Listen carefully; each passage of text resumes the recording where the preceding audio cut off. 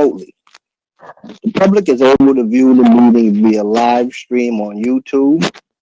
A link for the live stream is posted on the Freeholder website. To all participating in this meeting, please be mindful to put your microphone on mute until speaking. Additionally, please identify yourself by putting your name on the record each time before you speak. The general public will be able to participate by means of communication equipment. Madam Clerk, roll call. Freeholder Cooper, absent. Freeholder Graham. Here. Freeholder Johnson. Here. Freeholder Luciano. Here. Freeholder Mercado. Here. Freeholder Pomares. Here. Freeholder Vice President Richardson. Here. Freeholder Sebo. Here. Freeholder President Gill, absent.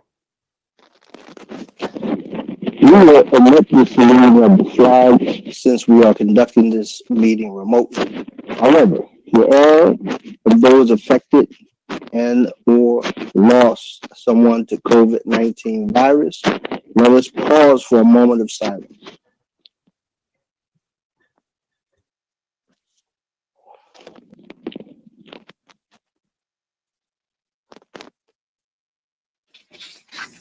Thank you. 1,925 people in Essex County have been lost to the virus.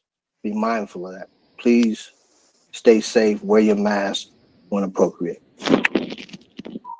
I have before me certification from the clerk that this meeting is in compliance with the Open Public Meetings Act. Madam Clerk, are there any transcripts to be approved?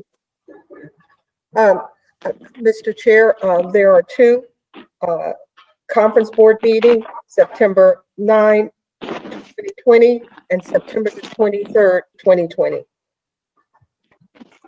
Freeholder, do you have any questions or comments? Hearing none, I have a motion from Freeholder Graham and a second by Freeholder Johnson. Madam Clerk, roll call. Freeholder Cooper, absent. Freeholder Graham. Yes. Freeholder Johnson. Yes. Freeholder Luciano. Yes. Freeholder Mercado. Yes. Freeholder Pomares. Yes. Freeholder Vice President Richardson. Yes. Freeholder Sebo. Yes. Freeholder President Gill, absent. So moved. Madam Clerk, we will now move to topics of discussion. Madam Clerk, are there any topics of discussion? Mr. President, Vice President, there is. We have an update of the Essex County College from Dr. Augustine Bokey.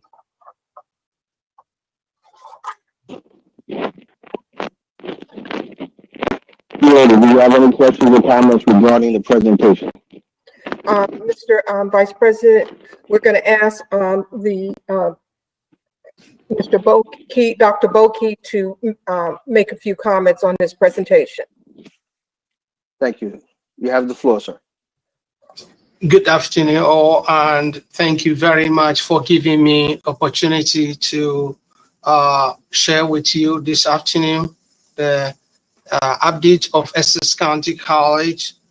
Before I move on, I want to thank all the members of the board of Essex County Freeholders, especially President Brendan Jill, for all the support you have provided to the college over the last 50 years.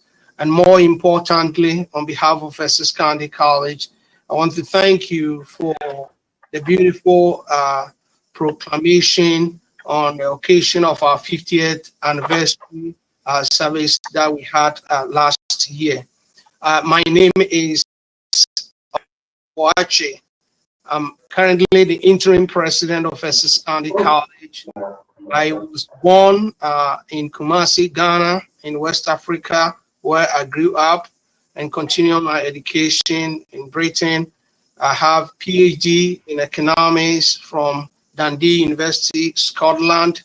I've joined Essex College since 2009. I joined Essex as a faculty member, and I became the chairperson of the business division since 2013.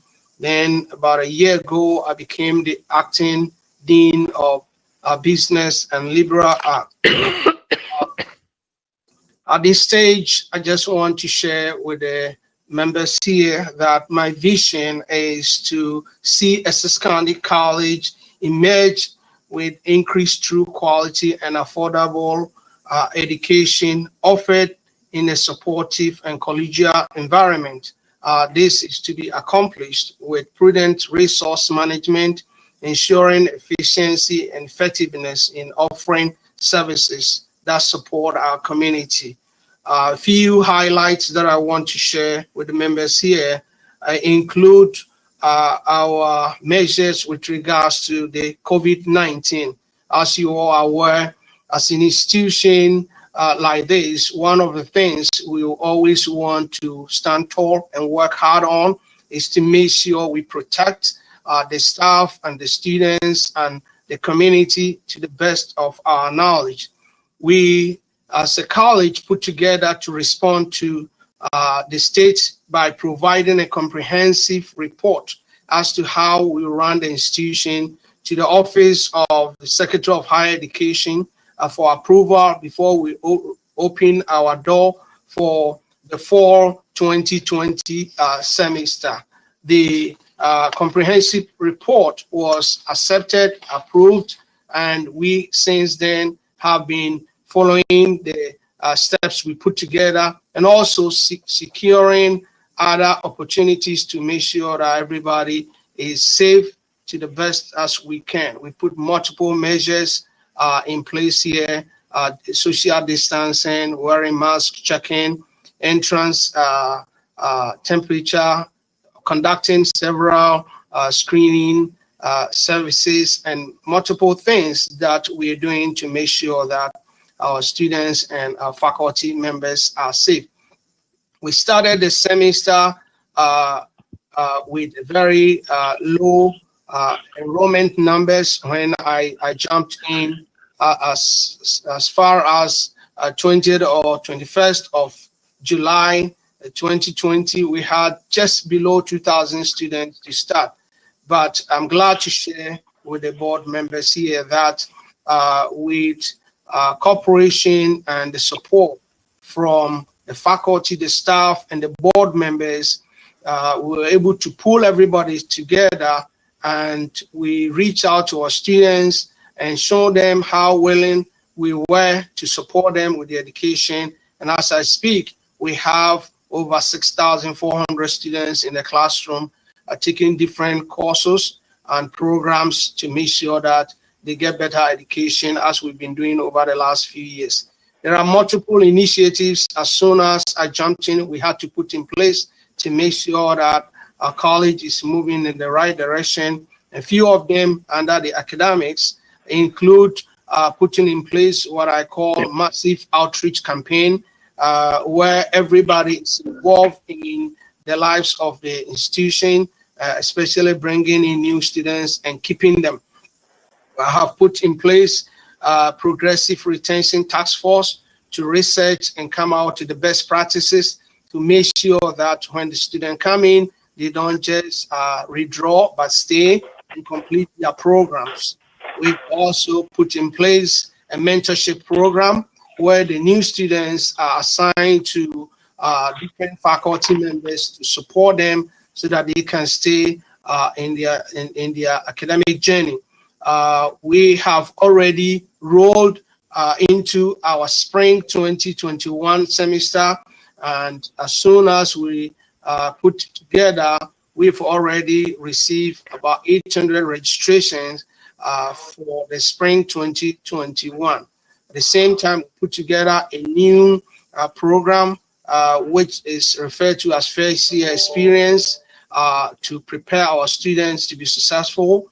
One of the things that I want to share with the board members here is that because of the COVID and we are offering most of our courses remotely, with a few of them in the classrooms, we had to work around to make sure that students have internet access. So all our open spaces, we converted them to provide different kinds of internet cafe for students, especially our gym was converted into internet cafe for students who may not have access to internet, may not have access to computer, and they could also at the same time utilize these devices by practicing social distancing. We are also working well with other capital projects, which you have supported us over the last few years. And as I speak, we have a very beautiful and brand new welcome center where students could come in and get one-stop services. We've also completed our Center for Learning and Teaching Excellence, where a lot of training and research will be conducted to support the institution. We're working hard with also our workforce development department to make sure that we'll continue to provide short-term certificate and programs to the community members. So multiple of things are put together to ensure that Essex County College is moving very fast in the game and providing quality and affordable education to our students. With regards quickly to our finances, due to the COVID and a lot of expenses that came together with, and at the same time, the fear of contracting the disease that crippled a number of students from coming to the college, it impacted on the number of students we were expecting. And that obviously impacted on our tuition and fees that we were expecting. Despite this, we have come together to put some measures to make sure that our finances are moving in the right direction. Recently, we just did a reorganization of the institution through consolidation and elimination. We had to cut down the number of cabinet members that we had, about 17 to now 11. We've put together what we refer to as share sacrifice, where we will allow employees to either opt for 5% pay cut or a fellow. These are some of the things we're putting in place to make sure that we can keep the institution moving and running. With regards to our students, the students are still doing very well. And the good news to share with the board members briefly is that Essex County College is one of the 6 colleges across the country that completed what we refer to as NASA ECC Aerospace Scholarship Program. 22 of our students were able to pursue this program, even though their counterpart from other institutions across the nation suspended the program during the COVID period. But Essex County College did the best they could to complete the program. And now they are all referred to as NASA scholars, which is a beautiful thing to share with everybody. With regards to the community relations, as the new interim president, I've reached out to multiple stakeholders and other institutions, especially my fellow university leaders, to make sure that we share ideas and work together to build Essex County College the way it's supposed to be. With regards to our marketing, we have taken new initiatives, and very soon you will see multiple postcards and other avenues to hear from Essex County College, some of the things we're trying to do to reach out to the community so that they can easily join the institution without any issue. I'm working with our foundation to develop new ways and means of raising funds to support the students. And with regards to our accreditation too, we've been submitting all the required reports by middle states. In fact, the last report, which is the annual institutional update, was submitted prior to the due dates that we were given. And finally, I just want to request and also share with the board members here that Essex is going to introduce what you call Giving Tuesday fundraising, which will fall on December 1st, 2020. This is not a new program. Some institutions have done that to raise money for their schools. And Essex will start Giving Tuesday on December 1st, 2020, and you may receive invitation to help us on that. With these and many other things we could share in as we move forward, I just want to once again thank the Board of Freeholders for all the support that you have given to this institution, and even giving me opportunity to introduce myself so that we could work together from here. I cannot thank you and others without thanking the staff, the faculty, the students of this college, and more importantly, the Board of Trustees for the endless support they have provided to me and the college in times of these troubles. So thank you very much. And if there is any quick question, I'll be willing to answer before I drop off from this meeting. Just want to acknowledge President Gillis has joined us. Thank you, Dr. Boki. We really appreciate you giving us an update. Looked like you left no stone unturned in terms of helping our students and making sure that they have a pathway forward to be successful in their college endeavor. So thank you so much. And I'm sure I can speak for the board in saying that anything that you need from us, that we will definitely be supportive 100%. So thank you very much for that presentation. We really appreciate the update. Thank you. Thank you very much for your support. Thank you. Mr. President, would you like to take over public comment session? Thank you, Mr. Vice President. My timing wasn't as good as I hoped, but I deeply appreciate that. Want to say thank you for filling in at the last minute to get us started, and deeply appreciated.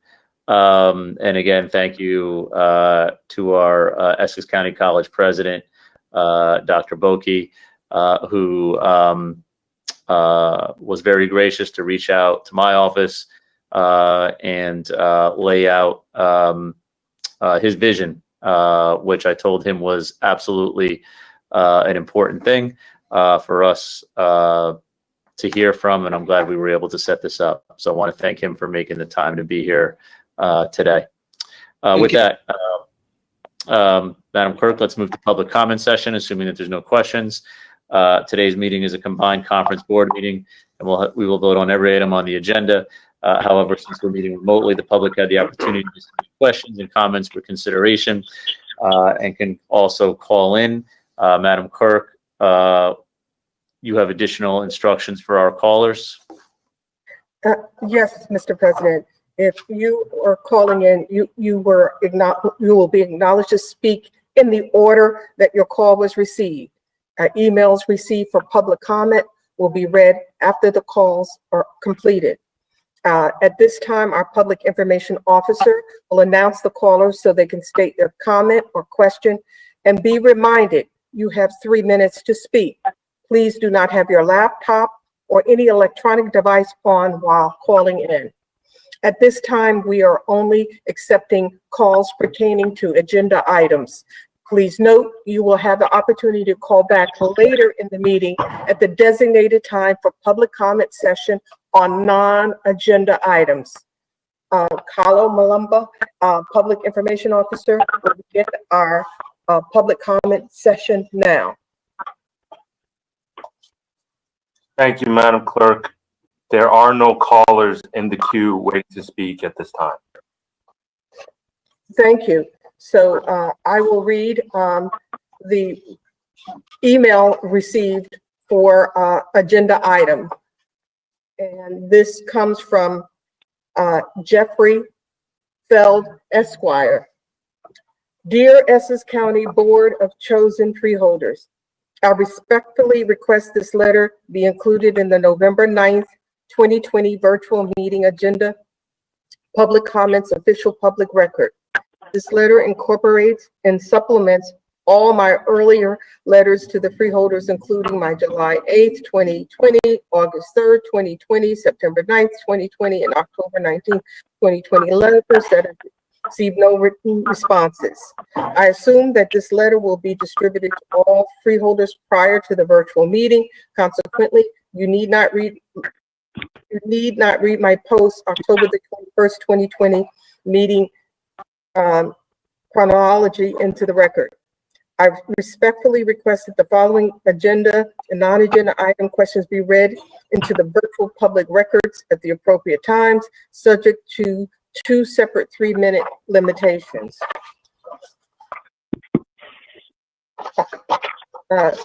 Agenda item related, virtual civic participation. Why the delay in posting the November 9th, 2020 agenda not until November the 5th, 2020 at 4:27 p.m., less than 25 hours prior to the posted November 6, 2020 at 5 p.m. email submission deadline? 2, who drafted and approved the freeholders post September 24, 2020 virtual civic participation policy and procedure and official public notice, including 3 minutes and citizens comment limitations? 3, do elected officials, fiduciaries of the public trust has a constitutional statutory common law duty to respond to pertinent stakeholder questions prior to taking official action on posted virtual meeting agenda item? 4, do elected officials, fiduciaries of a public trust have a constitutional, statutory, and common law right to respond to non-agenda item virtual meeting pertinent questions with a reasonable period of time? H1 new pro T&C salary ordinance. 5, it is politically and economically prudent for fiduciaries of public trust to consider salary increase municipal legislations days after an election, while numerous municipalities and while residents are confronting unprecedented financial burdens and strains due to the COVID-19 pandemic. Were all the 2020 salary and other related benefit increases incorporated and appropriated within the county and adopted for the 2020 budget? 7, if not, does the county need to amend its adopted 2020 budget? 8, what are the projected aggregate increases in salary and benefits that the taxpayers will be required to pay? 9, would it be prudent to postpone the vote of salary increase resolutions until the second reading public hearing on the salary ordinance and after a more detailed financial consequences presentation? 30 seconds left. 2020 audit. 10, with respect of the 2020 audit, what steps has the county legislative branch taken to ensure adequate mandatory annual long-term tax exemptions, audits, disclosures in the upcoming 2020 audit to be prepared by Samuel Klein and Company?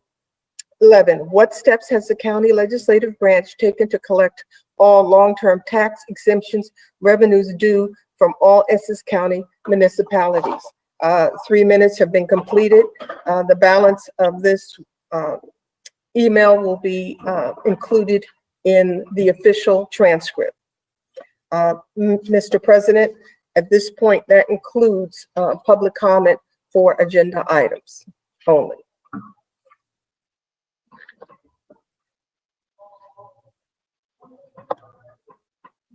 Hey, Madam Clerk, please ensure that any information is relayed to the administration for appropriate response. Madam Clerk, do we have any ordinances or resolutions for introduction and first reading? Mr. President, we have 2.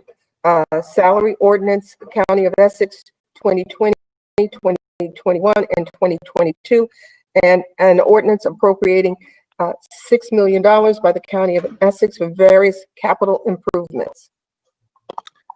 Okay, Madam Clerk, let's take ordinance, we can read ordinance number 1 into the record at a later time. Mr. Jackson, please explain the ordinance.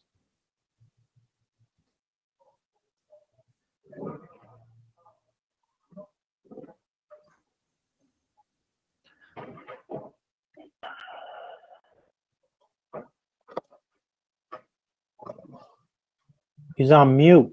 He's up. Mr. Jackson's on mute. Oh, now he's green. Okay, that was not me this time. I just want to put that for the record. So I'll go back. Basically, this is a document that you see from every 2 or 3 years where we update the salary ranges for constitutional officers, actually for members of the board, other elected officials, department directors. And it generally, as it does this time, reflects the same increases that were given to collective bargaining units. So for this agreement, it covers the years 2020, 21, and 22, and the increases are 2.8%, 2.9%, and 3% respectively. And again, it covers the range of officials, clerk of the Board of Elections, county tax administrator, commissioner of registration, superintendent of elections, county surrogate, register of deeds and mortgages, county clerk, members of the board, freeholder board, the sheriff, department directors, county council, county administrator's office, and the county executive.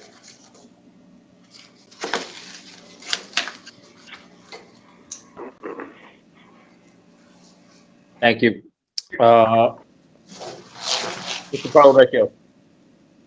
Yes, Mr. President, as Mr. Jackson indicated, these annual increases over for 2021 and 22 are the same as those for the represented employees. Those memoranda of agreements will be later on in today's agenda. This is a salary ordinance, though. This is different than the represented bargaining units. This is for unrepresented. Landline at home. Somebody needs to go on mute. Okay. Yep, I'm here. These need to go on a salary ordinance because they're the constitutional officers and elected officials. And again, this is just first reading and introduction. Okay. Mr. McInerney? Nothing other than what Mr. Parlavecchio just represented. Okay. Freeholders? Any questions or comments? Okay, Freeholders, I have a motion from Freeholder Graham and a second from Freeholder Johnson to introduce ordinance number 1. Roll call, Madam Clerk. Freeholder Siebel.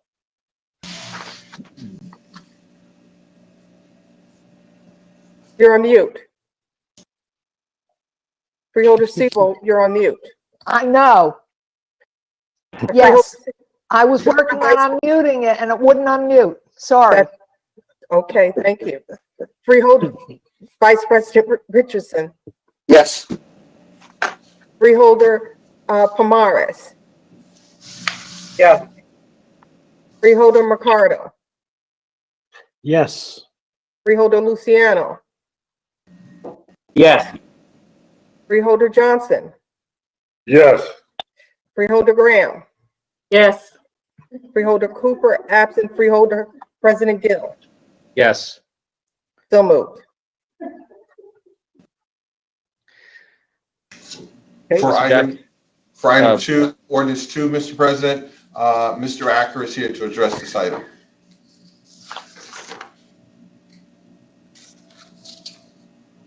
Do they have to unmute him? I think you might have to unmute Mr. Acker.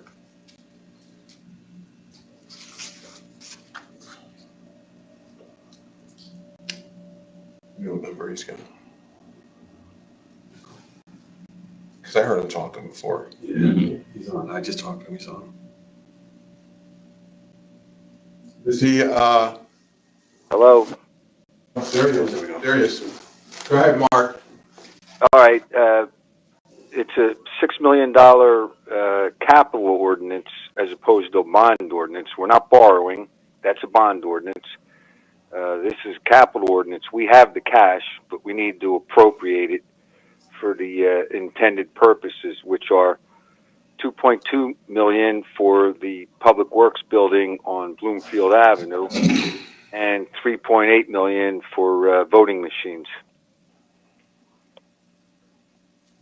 I just interrupt, Mark. Can you just put your name and title on the record so it's clear, please? Oh, yeah, sure. It's Mark Acker. I'm the Director of Finance, Administration and Finance.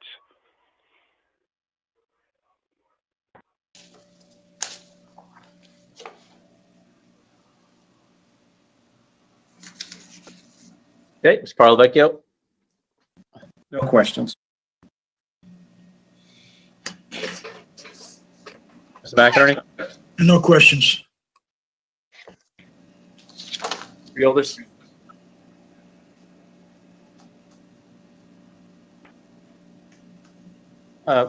Just for the administration, can you refresh my memory again on the voting machines were mentioned by Mr. Acker?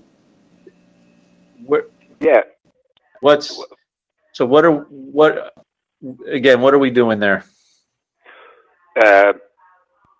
It's in that ordinance, 6 million, 2.2 million for improvements to the Public Works facility on Bloomfield, and the remaining 3.8 is for the acquisition of the new voting machines. Okay. So this is what we had put on as a result of the situation. This is what we put on hold. So we're going to finish we're going to purchase the machines that we didn't end up purchasing last year. This is an appropriation to buy those voting machines. Okay. For the paper ballots. Well, it could also, they could also be used for paper ballots, some of that too, Mr. President, but also if we have in place voting, if we return to that, these machines will be able to handle that as well. So it is, it's both, but it also, and it came into great use during this period, was it also provides the Board of Elections with some high-speed scanning machines, so they're able to do the paper ballots on a much quicker basis than they would have otherwise. But if we don't have this answer, I understand right now, but if we were to have in-person voting next year in the county, would we be using the new machines that would be using verified paper ballots? I would say yes. The paper trail that we have talked about so much, Mr. President, I would say yes. The only caveat I would have though would be timing of when the governor would say that was something that we could do, because we have to go back and now train all the poll workers on the new machine. So if it was something that was done right at, say, the June primary or something like that, we wouldn't have the ability to train everybody to do it. So we'd have to wait till probably November. So I would say yes, but just kind of depending upon the timing of when the governor gives authorization to use them. Or I should say when the governor dictates what kind of election we're going to have. Right, because I think right now, I mean, there's a couple of bills making their way through the legislature, specifically in regards to early voting. So we're actually extending the time that you can cast a ballot. But the second issue, which I read is not resolved yet, but which my hope is that they will actually perform the same access point that they performed. Okay, we'll pick it back up. The County Council was discussing resolution number 1. Mr. President, would you like me to start from the beginning just in case the recording didn't catch it due to the technical difficulties? Please do. Sure. Courtney Gassione, Essex County Council. Resolution number 1 is a request for an approval of a professional services agreement with the law firm of McCarter & English, LLP. The purpose of this contract is to provide legal services specifically to the Essex County Correctional Facility in the role as the Executive Director and Administrator for the Essex County Correctional Facility Civilian Task Force. As the board will recall, the Civilian Task Force was formed and has been enacted over the last year. There was a request notified the county administration last year to enter into the same contract for the McCarter and English firm to act, as I said, in the role of executive director and administrative role for the task force, which they have now been doing for almost a year. This is a second contract in the same amount, $300,000, to allow them to continue to provide those services for the task force in the upcoming year. And I'm happy to answer any questions. Mr. Carlovecchio, I don't have any questions. Mr. McInerney. Yes, I've sent the invoices for McCarter English, and they totaled very close to this amount of $300,000.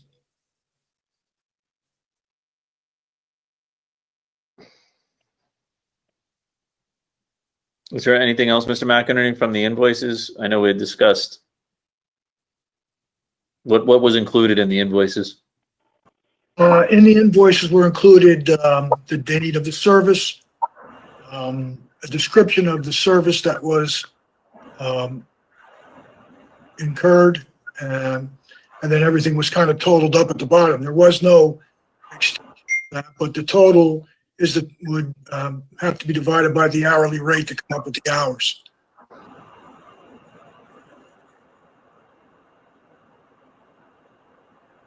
Okay.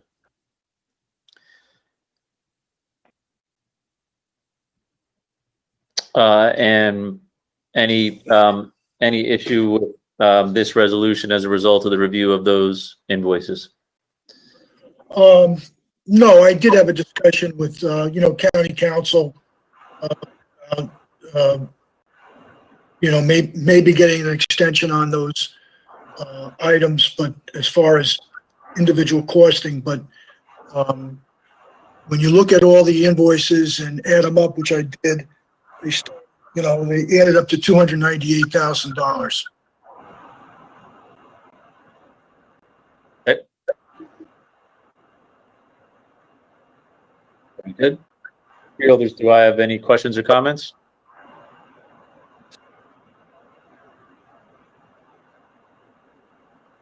Okay. Freeholders, I have a motion from Freeholder Primaris and a second from Freeholder Siebold. Roll call, Madam Clerk. Freeholder Cooper.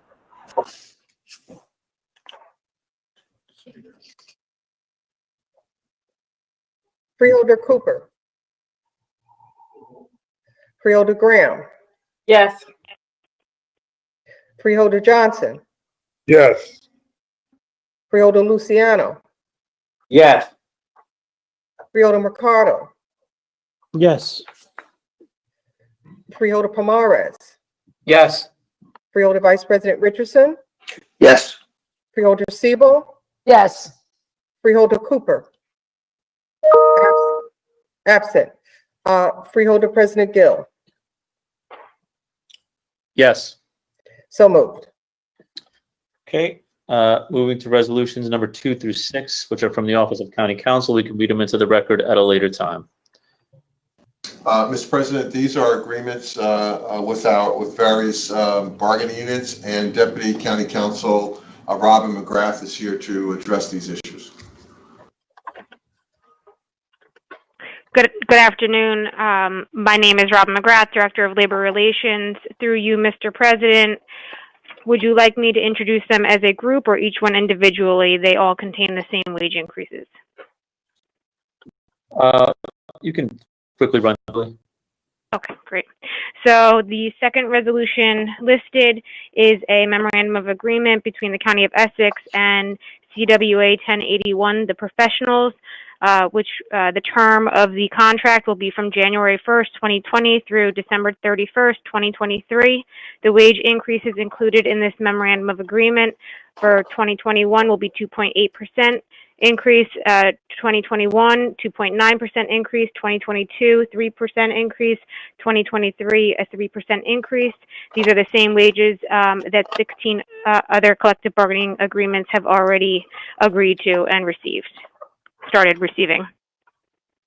The third item resolution listed is a memorandum agreement between the County of Essex and CWA 1081 for the clericals. The term is January 1st, 2020 through December 31st, 2023. And the wage increases would be the same as I just mentioned for the professionals. For 2020, it's 2.8% increase. 2021, 2.9% increase. 2022, 3% increase. 2023 is a 3% increase. Resolution number 4 is a memorandum of agreement between the County of Essex and the Public Employees Supervisors Union. For the supervisors, the term is January 1, 2020 through December 31st, 2023. 4-year term, similar to the two previous resolutions. The wages are as follows. 2020 will be 2.8% increase, 2021, 2.9% increase, 2022, 3% increase, 2023, 3% increase. Resolution number 5 listed is a memorandum of agreement between the County of Essex and the Public Employees Supervisors Union for the administrators. The term is from January 1, 2020 through December 31, 2023, which is a 4-year term, and the wage increases are as follows. Effective January 1, 2020 is a 2.8% increase, 2021, 2.9% increase, 2022, 3% increase, 2023, 3% increase. The 6-item resolution listed is a memorandum of agreement between the County of Essex and the Geneso District Council 1. The term is January 1, 2020 through December 31st, 2023, also a 4-year term, and the same wages as the 4 previous resolutions. January 1, 2020, it will be a 2.8% increase. 2021 will be a 2.9% increase. 2022 will be a 3% increase, and 2023 will be a 3% increase. Those would be the 5 items, the 5 memorandums of agreement that I would be presenting. Thank you. Mr. Parlavecchio. No additional comments on that. Mr. McInerney. No comments, Mr. President. Okay, freeholders. Additional questions or comments? We have a motion from Freeholder Siebel and a second from Vice President Richardson for numbers 2 through 6. Roll call, Madam Clerk. Freeholder Siebel. Yes. Freeholder Vice President Richardson. Yes. Freeholder Pomares. Yes. Freeholder Mercado. Yes. Freeholder Luciano. Yes. And Freeholder Johnson. Yes. Freeholder Graham. Yes. Freeholder Cooper. Absent Freeholder President Gill. Yes. So moved.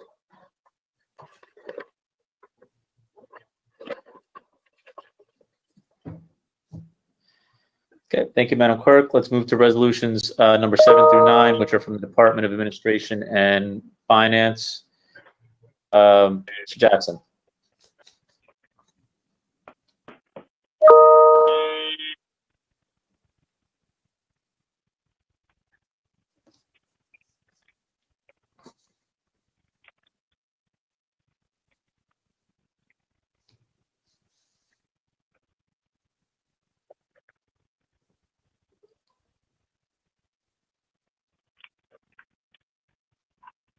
I'm sorry if somebody's speaking. I can't hear them. Mr. Jackson? Yeah, was I on mute before? I'm not sure. Oh, I was going to say that Mr. Mohammed, our CFO, is here to address this item as well as a representative from Samuel Klein. Thank you.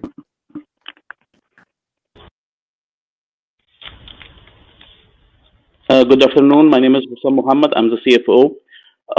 This resolution to award the annual audit. We are required by law to award to get audited every year, and we did the RFP, and vendor who got the contract is Samuel Klein Company.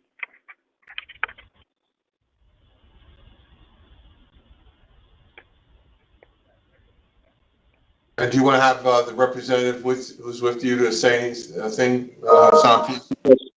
We have Mr. Marvin Laspader he's a partner in Samuel Klein Company. He's supposed to be online. Hi, I'm the partner in charge of the Essex County audit of the accounts of control. Our audit encompasses Mr. Acker's office, Mr. Mohammed's office, offices, the office of the county sheriff, and the office of the county prosecutor.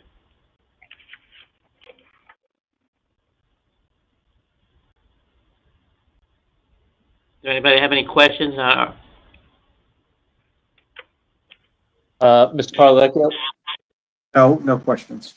Okay, Mr. McInerney? I do. Yeah, Mr. Lustbader, has it been taken into consideration that the single audit now would include, I assume it would include the grants coming in on the U.S. CARES Act? I mean, does that expand the single audit? Any grant that the county receives in their operations, including the single audit. And so have you priced that the same as last year, or taking that into consideration? This prior year. Has it? Yes. Oh, it has been increased. Okay. Joe Pacone is here. Okay, good. All right, thank you very much. Okay. Mr. President, may I add something? Sure. Sam Klein and Company works for us every year, and I just want to say that they do a terrific job working for Essex County, and I'm pleased that they're going to continue this service. Thank you. Thank you, Pat.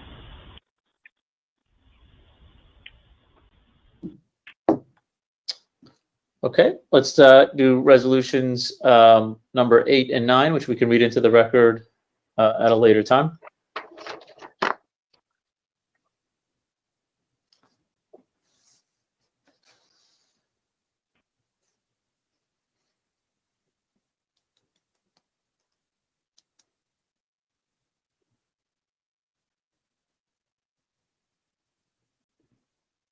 I may have been on mute again. Mr. Blasio is here to address this item, Mr. President.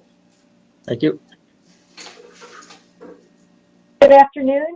My name is Annette Blasio. I represent the Office of Management and Budget.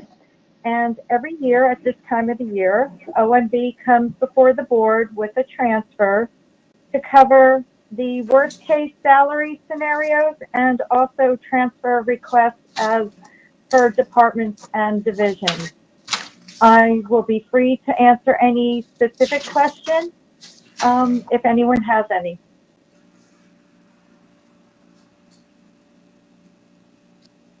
Okay, Mr. Parlavecchio? No questions. Mr. McInerney?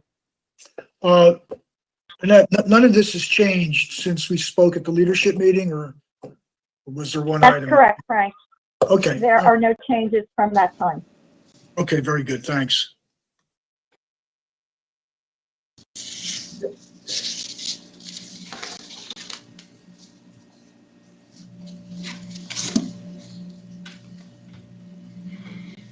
Freeholders? Okay, hearing and seeing none. Resolution number 9. I'm sorry. Yes, Mr. President, that's me.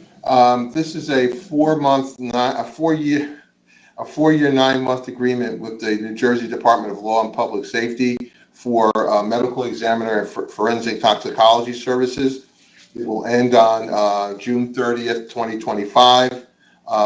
This is a result of some ongoing discussions among the County of Essex and some other partners in this agreement.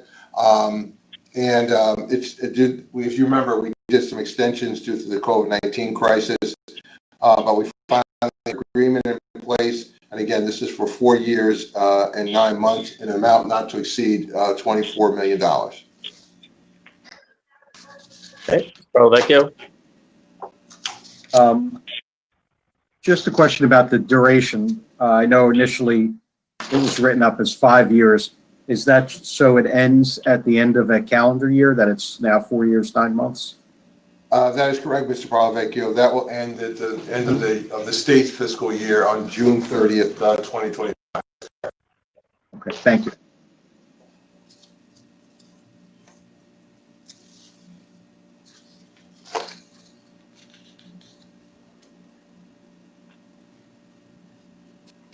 Okay, Mr. McInerney?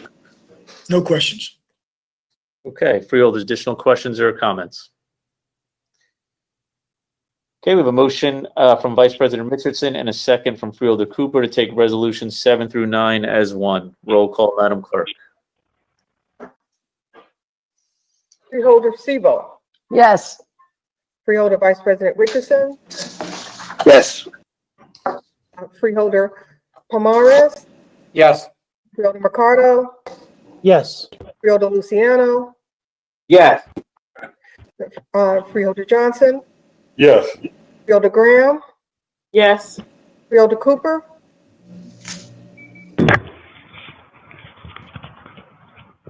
Freeholder Cooper is absent. Freeholder President Gill, Yes. so moved. Okay, let's move to resolutions number 10 through 13 and 42, which are the Department of Public Works. We can read into the record at a later time. Mr. Jackson. Thank you. County Engineer Varghese is here to address these items. Good afternoon. This is Sanjeev Varghese, County Engineer.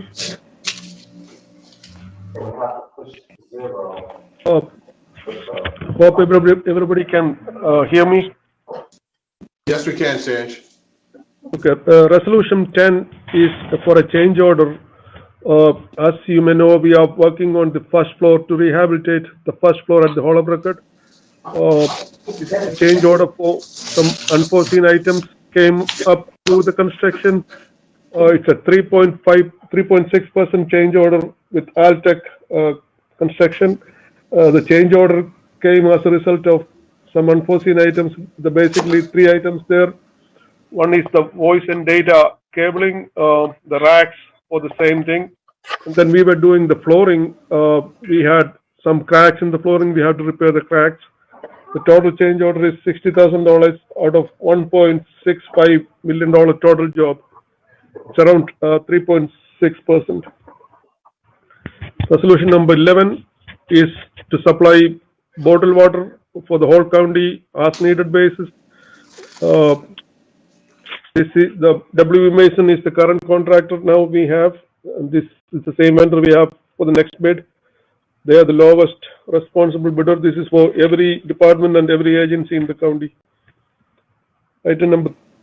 Resolution number 12 is for maintenance of the elevator at 99 West Bradford in Public Works Building in Cedar Grove. It's a 5-year contract for $115,000. Annual maintenance is around $15,000, and then plus parts or anything associated with it. It's for a period of 5 years as needed basis. Resolution number 13 is for specialty tires. Again, this is as needed. This is based on catalogs supplied by the vendors. They give us discounts from the catalog, and we have 3 vendors. They're the lowest, less responsible bidders for each items on the bid.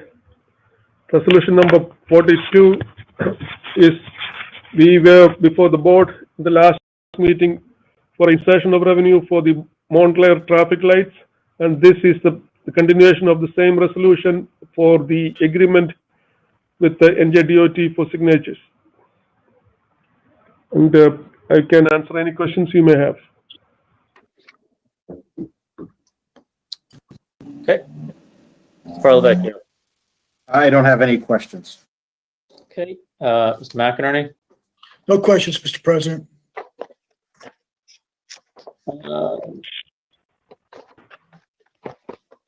Freeholders. Mr. President, I'd just like to check to see if Freeholder Cooper has returned. It's through you. Freeholder Cooper? Okay. All right. For Mr. President, she is has not returned. So for a mover and a second. Okay. Very good.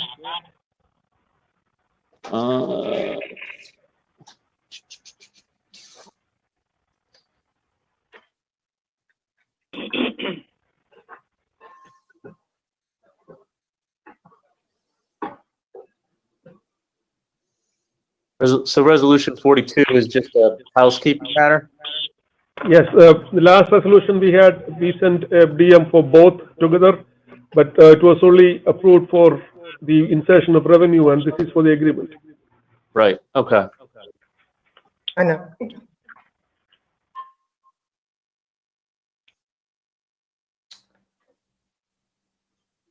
Okay, Freeholder, any additional questions? Hearing none, I'll with a second from Freeholder Graham to take resolutions 10 through 13 and number 42. Roll call, Madam Clerk. Freeholder Cooper, absent. Freeholder Graham, Yes. Freeholder Johnson, Yes. Freeholder Luciano, Yes. Freeholder Mercado, Yes. Freeholder Pomares, Yes. Freeholder Vice President Richardson, Yes. Freeholder Siebel, Yes. Freeholder President Gill. Yes. So moved.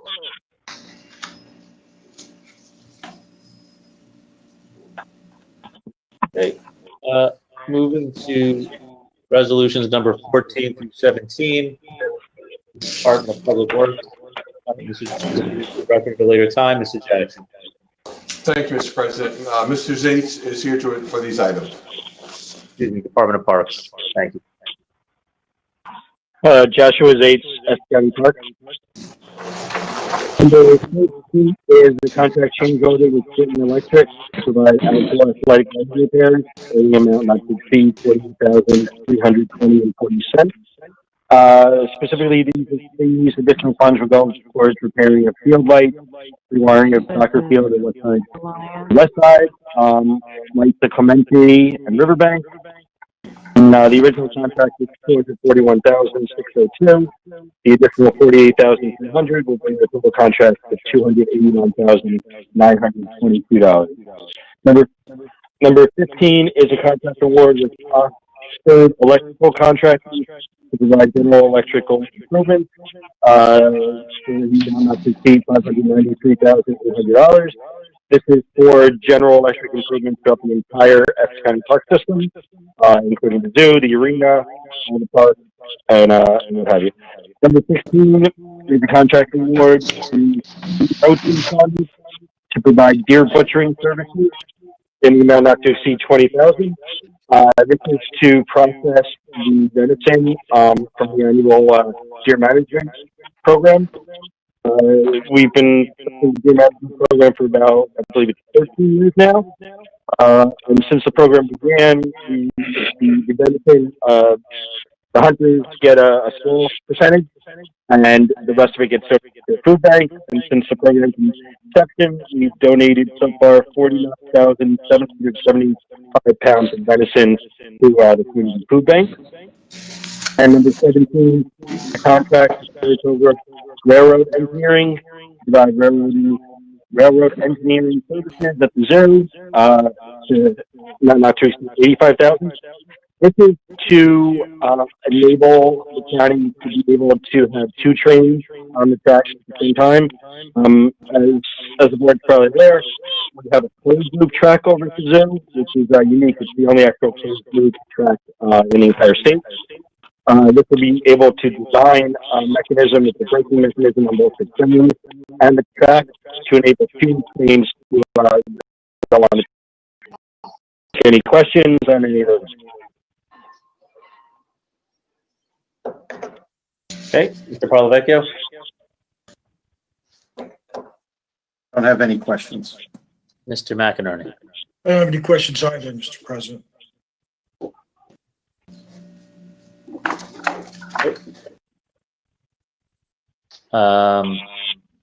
Mr. President, can I follow up on something? Sure. On the venison, is there any process that goes through to assure that the meat is, edible? I'm not saying it isn't, but I'm saying normally there's an inspection of meats, before they're sent out for human consumption. I'm just curious what inspection takes place on this, volume of meat. Sure, Dr. Zates, Mr. President. V. Rosenson is a butcher who not only processes venison. Well, they do the usual array of meats, and this would fall under whatever provisions and statutes they would normally have to meet under that process. So they provide the butchering services, but the inspection services. Through you, Mr. President, whatever the normal process is to butcher regular meat. I'm not intimately familiar with that, but they would apply to whatever those statutes and regulations are. Okay, but you believe there's some sort of process there that, takes place that makes sure that what they're butchering is been inspected and is edible, not diseased. Yeah. I think that's very good. I mean, it sounds silly, but I just, normally, when you go to the supermarket, there's some sort of inspection sticker on it. So I was just curious about that from a liability standpoint, obviously. All right, thank you.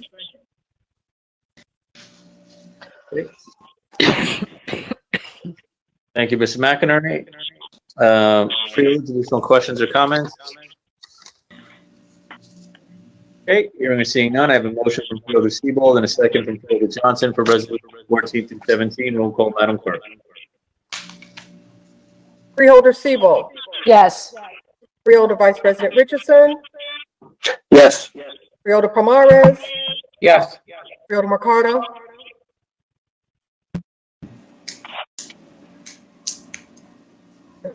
Freeholder Mercado. You need to unmute. He's frozen. Okay. Freeholder Luciano. Yes. Freeholder Johnson. Yes. Freeholder Graham. Yes. Freeholder Cooper. Yes. Freeholder Mercado. Yes. Okay. Freeholder President Gill. Yes. So moved.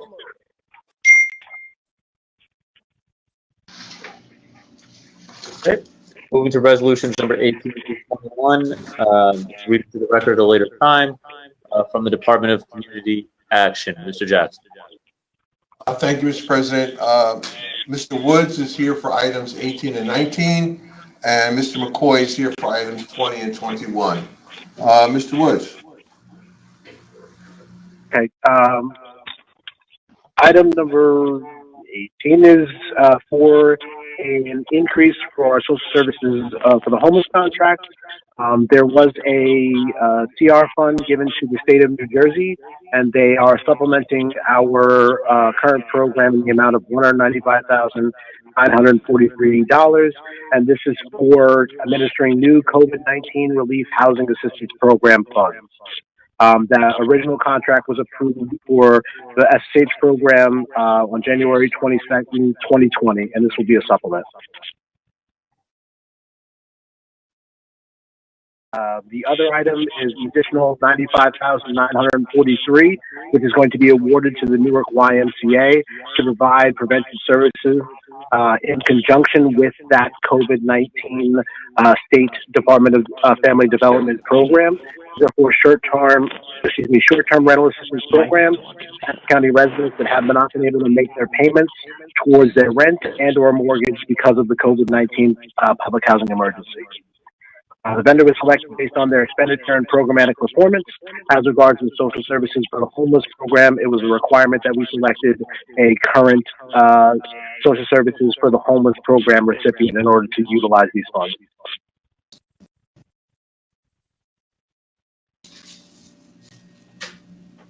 Mr. McCoy. Good evening, Freeholders. This is Terrence McCoy from the Division of Community Action. Item number 20 is for COVID funds that were provided to Essex County from the city of Newark to sustainably help our constituents who are living with HIV and AIDS who are not receiving any type of subsidy for their rent, to help them through this pandemic time frame where they cannot sustainably pay for rent or utility assistance because they have lost income or they have a reduction in hours. Number 21 is our annual renewal for our subsidy grant. for 2021 for continued subsidy services to all of our constituents that are currently on the roster for rent subsidies.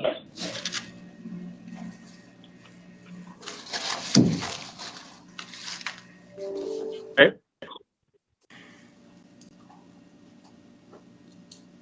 That include 2021, Mr. Jackson? I'm sorry. Yes, yes, Mr. President, all 4 items were done. Okay, thank you. Mr. Parlavecchio? I don't have any questions. McEnany?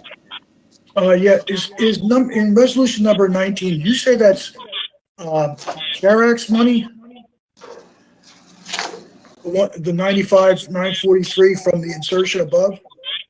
Is that funded by funds, either state or federal, that comes via the, the CARES Act or the equivalent with the state? Yes, this is the CARES Act related funds that the state needed to disperse directly out to the communities. So this is a grant that comes in, and the 95,943 would be considered additional grants associated with funding from the CARES Act. 195. Correct. Well, the 195, but only 95 is being used right now, right? Yeah, is the whole 195 part of that? Yes, the 195 is a part of that. Okay. Thank you very much.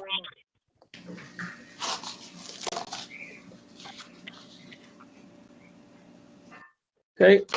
Freeholders, additional questions or comments?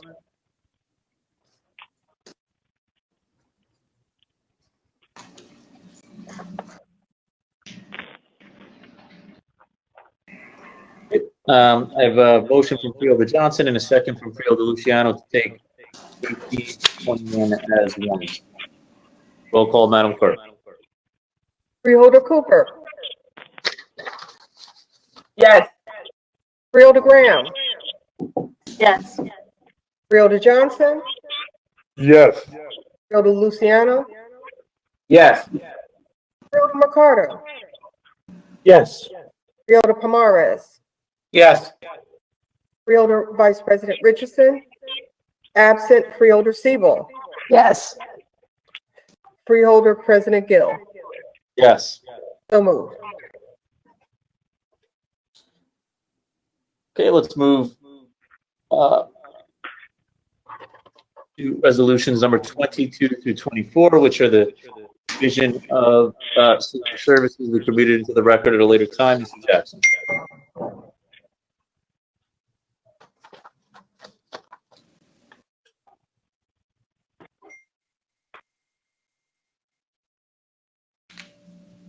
Eric, are you there? Yes, I'm here, sir. Thank you. Good afternoon, Mr. President and other chosen freeholders on the phone call today. My name is Eric Smith. I'm a contractual unit supervisor here at Division of Senior Services. And item number 22 is a budget insertion in the amount of $289,509, in which $105,540 is for COVID-19. With the remaining balance of $183,969 was awarded to Essex County from the State Office on Aging from 2019 funds. Item number 23 is approval of our 2020 area plan matrix in the amount of $266,840. And I would like to say that this $266,840 is a part of the previous item number 22 minus the admin. And item number 24 was the request approval of our 2021 area plan contract with the state, and so that we can start producing and getting the 2021 contracts for our vendors.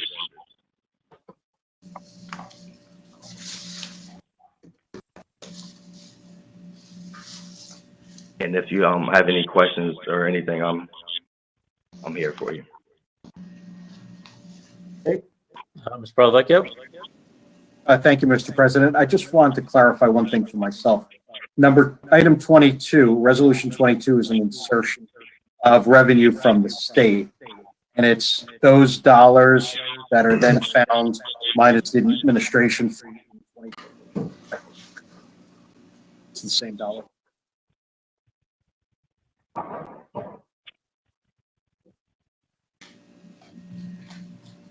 Are you there, Mr. Smith? I'm sorry, I didn't hear the question, sir. I'm sorry. Okay, I'll repeat it. In Resolution 22, there's a budget insertion from the state for 289,000 and some additional dollars. In 23, it's approval of the area plan matrix, but those are the dollars that are in Resolution 23 in the area plan matrix. Those are from the budget insertion on the resolution above. Those Yes, are sir. $10. Okay. Yes. Thanks.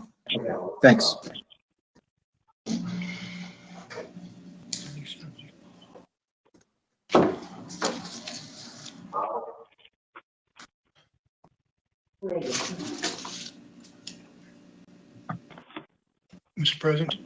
Yeah, Mr. McInerney. On that same question, Resolution 22, it's my understanding that 105,540 is considered COVID money and funded from the state of New Jersey. Yes, sir. So of the 289,509, 105,540 is considered COVID money from the state of New Jersey. Yes. Okay. That is included down below in 23 in the 2020 area plan matrix. Yes, that's included in number 23. That's just minus the admin of I believe 22,000. Okay. So, but I'm just curious, what does the 2020 area plan matrix have to do with the COVID funds? Can you explain that? It was just totaled that way. But 24 is not connected to 23 and 22. And that, Oh, yeah, 24 is not connected to 22 and 23. No, I'm questioning 23 being connected to 22. You're saying it is. I can answer. Sorry, somebody say something? Yeah, my name is Irene Omorege. The 23 is connected to 22, budget insertion. The COVID 105,540 is inclusive in the area plan matrix because the money is coming out of Department of Health and Human Services, and they incorporated it into the final award that was given to the Division of Senior Services. So that is the reason the 105 is in Well, that explains it. That's the answer. Thank you very much. Through you, Mr. President, can you restate your name and your association with the county, please? My name is Irene Omorege. I'm the supervising accountant for the Division of Senior Services. Thank you. 31 years. Thank you.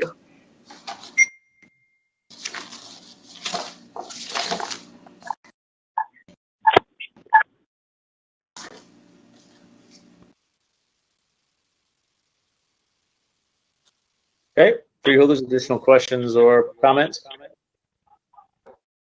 Okay, seeing none, I have a motion from Freeholder Luciano and a second from Freeholder Mercado to take 22 through 24. Roll call, Madam Clerk. Freeholder Siebel. Yes. Freeholder Vice President Richardson. Absent. Freeholder Amares. Yes. Freeholder Mercado. Yes. Freeholder Luciano. Yes. Freeholder Johnson. Yes. Freeholder Graham. Yes. Freeholder Cooper. Yes. Freeholder President Gill. Yes. So moved. Okay, moving to resolution number 25. We can read into the record at a later time. Mr. Jackson. Thank you, Mr. President. Director Del Gaudio is here for number 25. Good afternoon. I'm getting a little feedback. Is that okay? It's better now. Resolution 25 is a, I'm sorry. I'm sorry, getting some of the feedback. So is Ali still on the line? Yes, Mr. President. So, Ali, is there a reason that we just can't mute all of the other callers? Would that help with the feedback? Can we centrally control that? So I see a ton of callers on here on the screen that are not muted, which I'm assuming contributes to this feedback we're getting. Yes, Mr. President. We'll do that now. Why don't we just mute them all? Take the people off as needed. Thank you. Hey, Frank. okay, Resolution 25 is a contract with MSI. That is a company that will help us recruit our psychiatrists. Right now, we're down 3 psychiatrists with another who will be retiring come March 1st. So we need some assistance in actually finding qualified doctors to come work full-time at the hospital center. Okay. Mr. Parlavecchio? No questions. Okay, Mr. McInerney? No questions. Okay, Freeholder, do you have any questions or comments?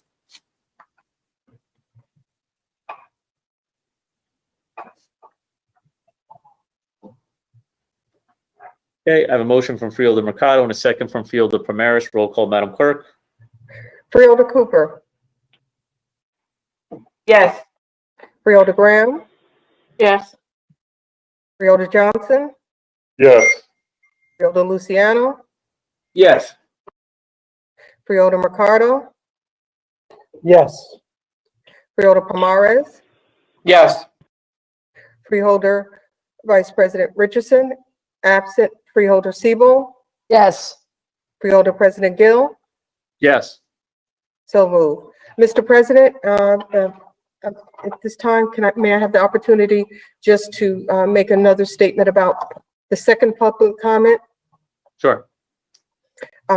If you're calling in for the second public comment session of the agenda, the number is 855-756-7520. That's 855-756-7520, and use the password 67845. Password 67845. You will be acknowledged to speak in the order that your call was received.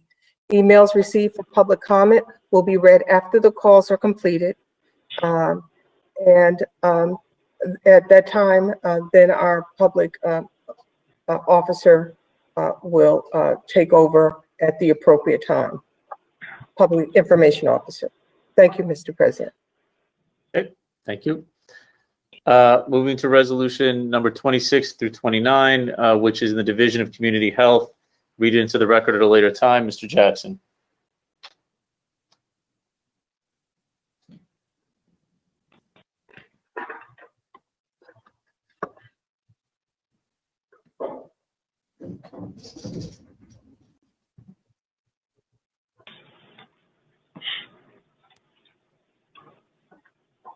Robert, we couldn't hear you.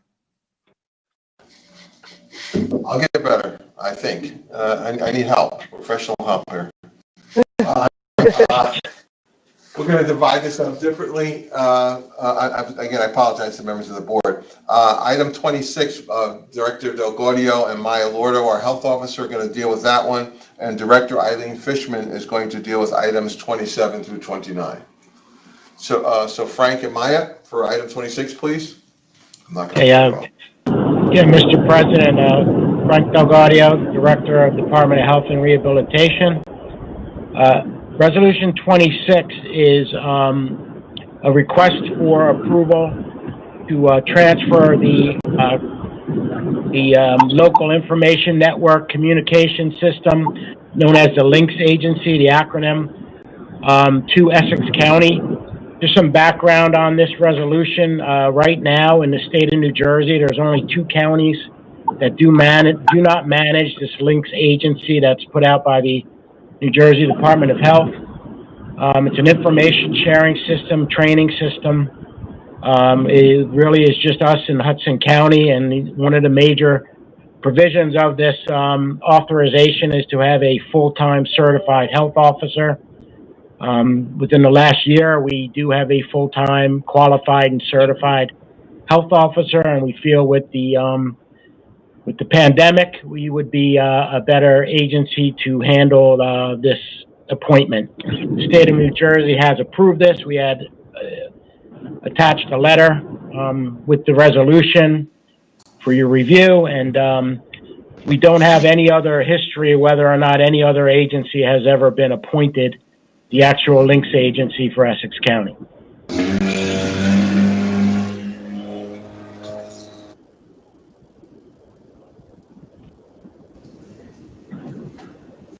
Maya, do you have anything you wanted to add?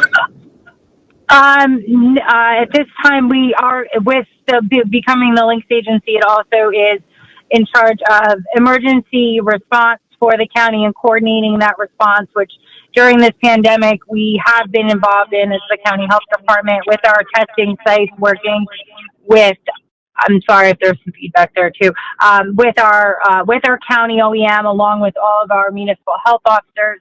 Along with this links agency also does come a grant funding that right now is designated to us for $471,757. It's a 5-year grant cycle. We should be receiving an extra about $200,000 the next coming cycle around, starting next June of 2021. Thank you. I think that's it, Mr. President, for those two, and Director Fishman for 27 through 29. Good evening, freeholders. President Gill, Eileen Fishman, Director of Community Health Services. 27 is an insertion item for on behalf of Special Child in our early intervention unit of the amount of $1,587,305 from the state. 28 is also an insertion item of revenue for our Municipal Alliance grant, $257,560. And 29 is an amendment to modify support services for our alcohol grant. And that is because certain providers have not used the monies that were originally allocated to them. And so we are modifying that to give those monies to providers that have used most of their monies for the year, and they need money to continue to work with us. That's where we're at. Any questions? Happy to answer any questions.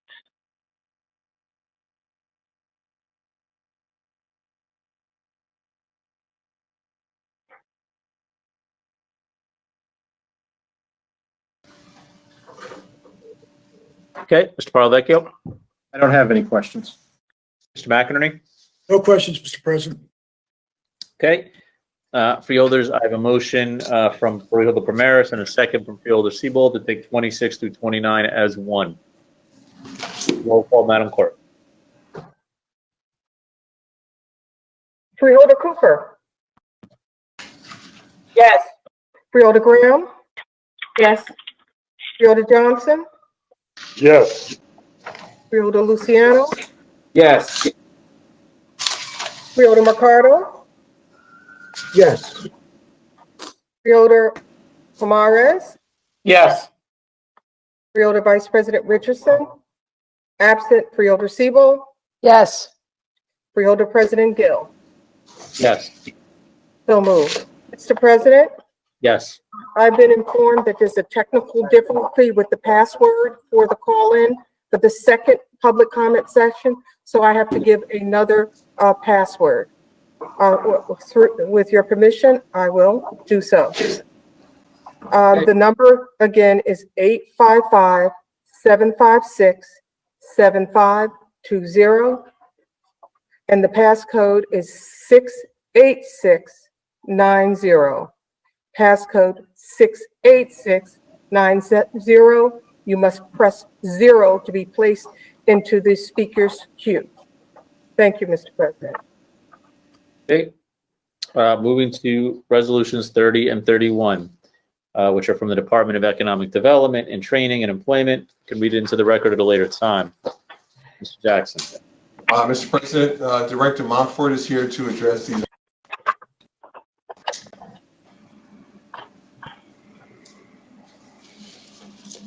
Good evening, Commissioners. This is Director Montfort, Essex County Division of Training and Employment. What you have before you is 2 grants. One is from the New Jersey Department of Labor for funding that we use to provide training services for clients who are receiving TANF, food stamps, SNAP, and general assistance, where they are mandated to be in an activity. But due to COVID, that process normally starts, the new allocation normally starts July of the fiscal year for the State Department of Labor. We received our allocation in October, and therefore the Department of Labor decided that they would do a 75% financial cut because we will not be providing any services for the first 3 months of the contract. What we are planning to do so that programs, when the federal government and the state mandate that clients go back into a program, what we are going to do, we're going to pick up the option from our original RFP with vendors to renew their contracts, but some of the programs we will not renew because they're not conducive to the time frame that will be needed for a client to actually be in a training program. That's the first agenda item from the Department of Labor. The second item is from the Department of Family Development, Department of Human Services. This is funding that we use to provide assistance to those individuals who have clocks that are getting ready to run out. Basically, these individuals are coming to the end of their 5-year life on TANF or general assistance, and this is the hard to serve population of Workforce New Jersey that we do intensive case management on. Mr. President. Thank you. Mr. Parlavecchio? I don't have any questions.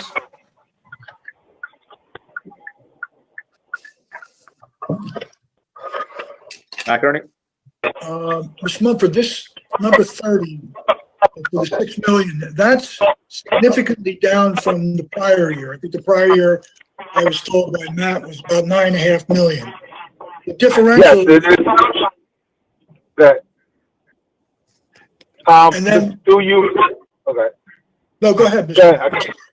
Oh, through you, Mr. President. Yes, everyone throughout the state took the same cut, a 75% cut, because of COVID. What they said was because we were not providing any services, that everyone will see that cut, take a 25% cut. So that's why we're significantly taking that cut. And plus there are some other formulas that they use in there to make that cut. But we won't expect more than the grant on those programs, correct? No, we will not. Okay, thank you.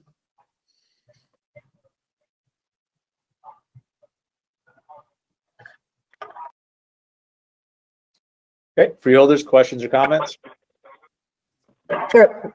Mr. President, I want to remind you that Freeholder Vice President Richardson is still away from his station. Okay. We have a motion from Freeholder Siebold. I will second it. Roll call, Madam Clerk. Freeholder Siebold. Yes. Freeholder Vice President Richardson, absent. Freeholder Pomares. Yes. Freeholder Mercado. Yes. Freeholder Luciano. Freeholder Luciano. Absent. Freeholder Johnson. Yes. Freeholder Graham. Yes. Freeholder Cooper. Freeholder Cooper. Absent. Freeholder President Gill. Yes. So moved.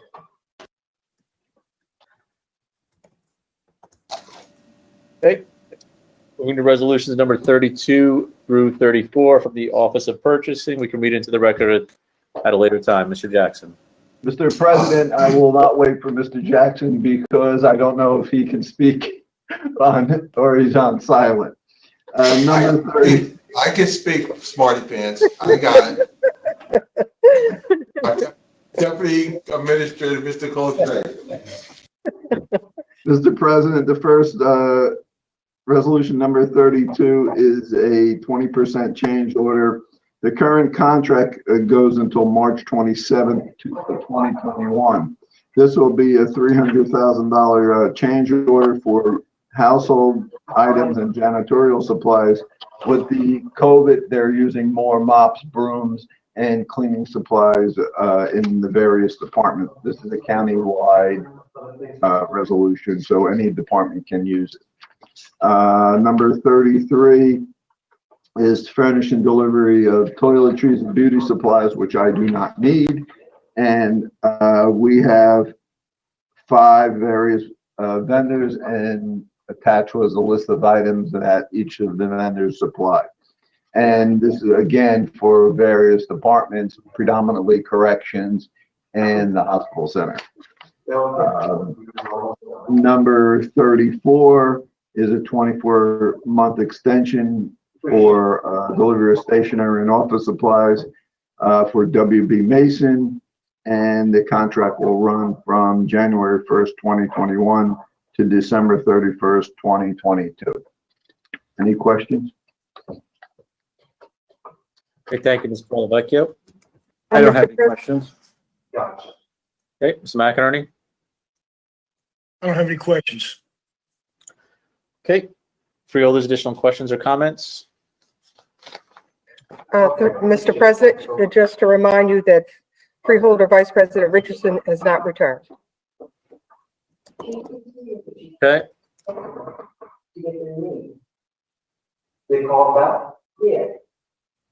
Okay, Freeholders, I have a motion. I will move it, and I have a second from Freeholder.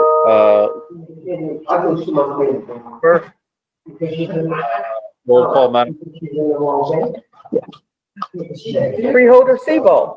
Yes. Freeholder Vice President Richardson, absent. Freeholder Pomares. Freeholder Pomares. Freeholder Mercado. Yes. Freeholder Luciano. Yes. Freeholder Johnson. Yes. Freeholder Graham. Yes. Freeholder Cooper. Yes. Freeholder President Gill. Yes. So moved. Okay, moving to resolutions 35 through 39 from the Department of Corrections, Mr. Jackson. Thank you, Mr. President. Director Ortiz is here to address these items.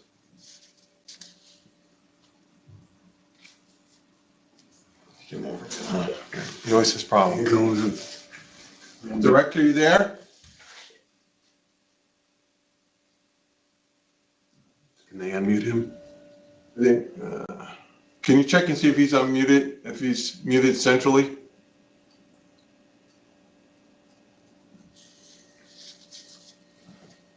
We'll check.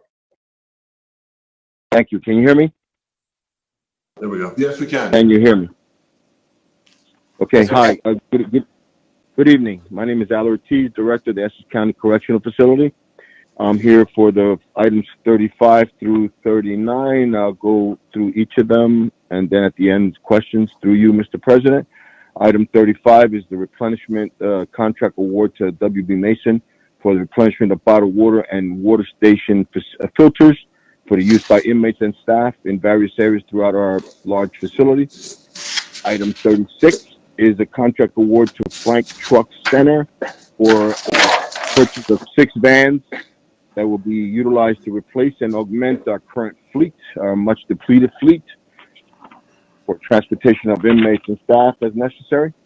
Item 37 is a contract award to Maple Crest Ford for the purchase of 2 Ford Explorers Those are primarily for chase vehicles as necessary when transporting inmates and detainees to various locales. Item 38 is the contract award to Sun Air Bags for the purchase of plastic bags that are used on a chain for the purpose of storing inmate and detainee clothing. It's a huge operation and they tend to break every so often, so we need to replenish them. And finally, I have item 39 is the contract award to GD Correctional Services, a food service provider. They've been with us for many years now, provided a quality product. I'm advocating for the passage of this particular contract. I have with me Mr. Mike Frangillo, CEO, and Jennifer Lagenbach. She is the resident district manager for the operation at the jail. I'll be happy to answer questions, and both Ms. Lagenbach and Mr. Frangillo are available for questions.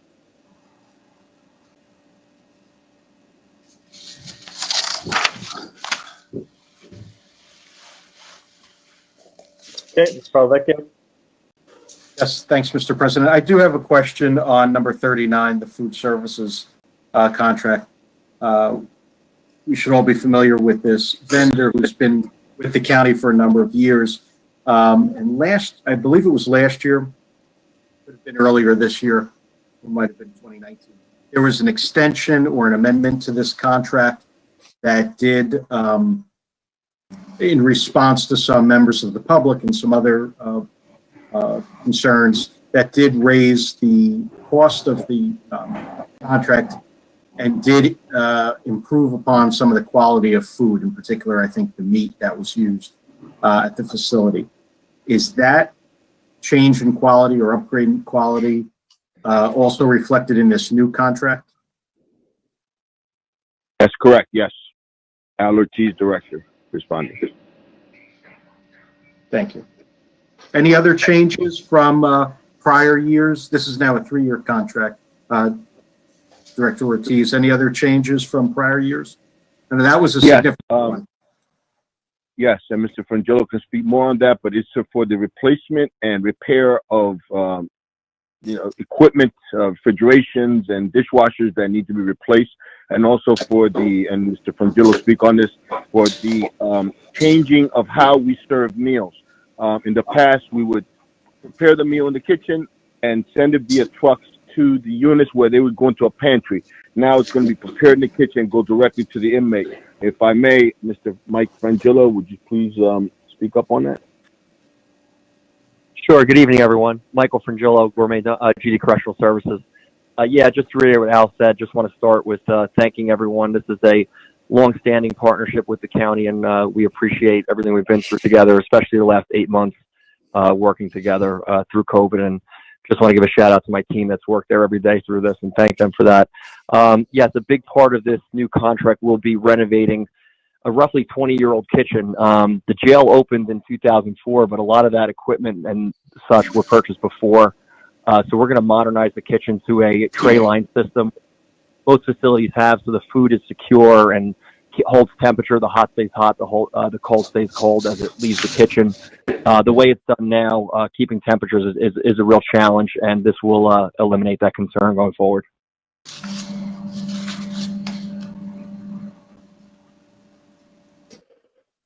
Thank you.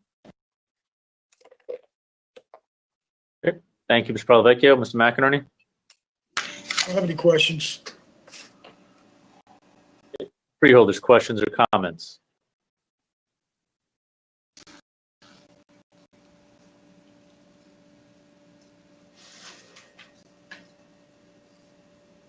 Okay. Questions or comments? Freeholders, I have a motion from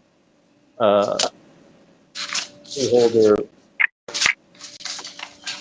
Cooper, and if the Freeholder is still on, and a second from Freeholder Graham on resolutions 35 through 39.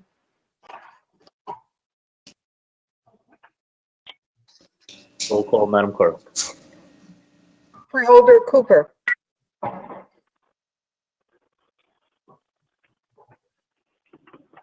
Absent.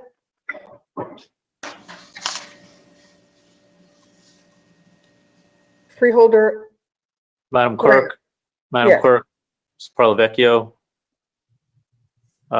If Freeholder Cooper is absent, then she could not have been the mover. That's correct. So, and a new mover and seconder. Mr. President, I'm happy to move it. Thank you. Moved by Freeholder Palmaris.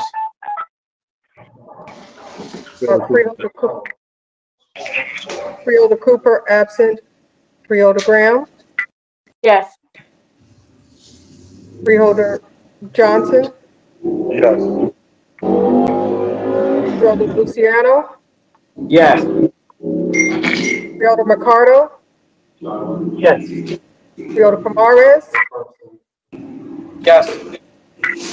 Freeholder Vice President Richardson, absent. Freeholder President Gill,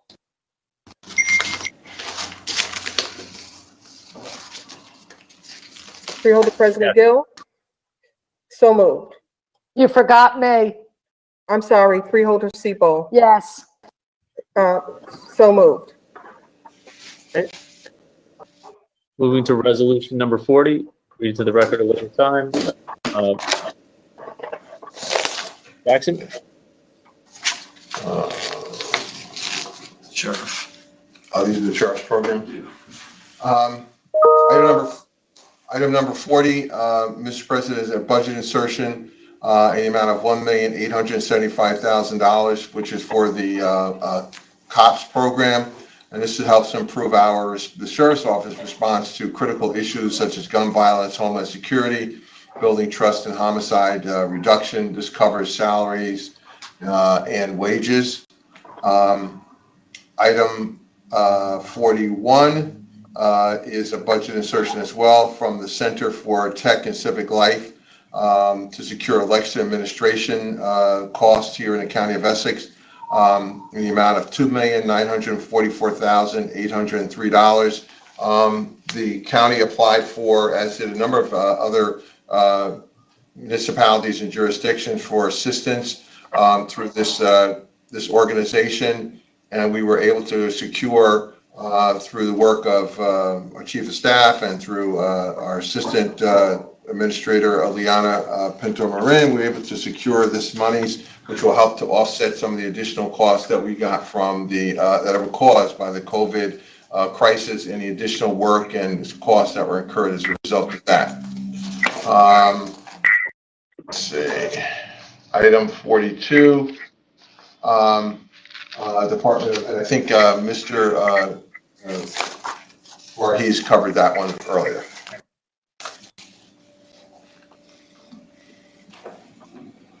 So that's it.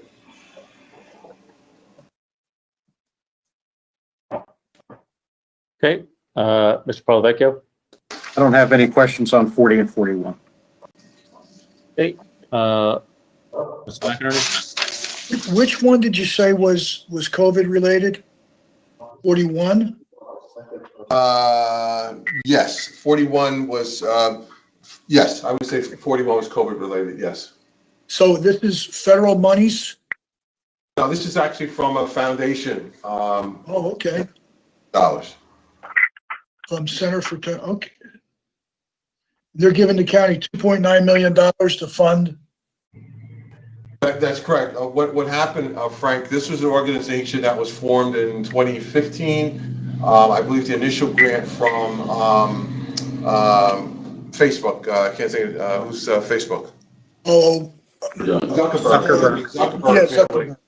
To start the organization. And then in September, they awarded $200 million for voting, to support voting throughout the country. There was such a demand for the dollars that they awarded another $100 million.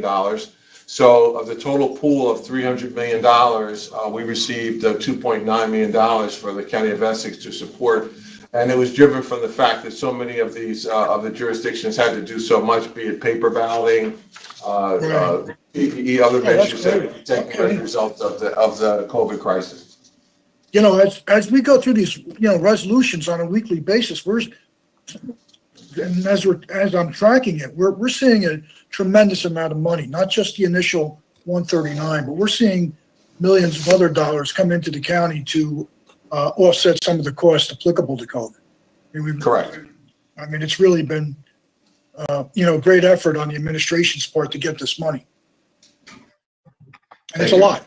There's a lot coming in. Yeah, there's a lot.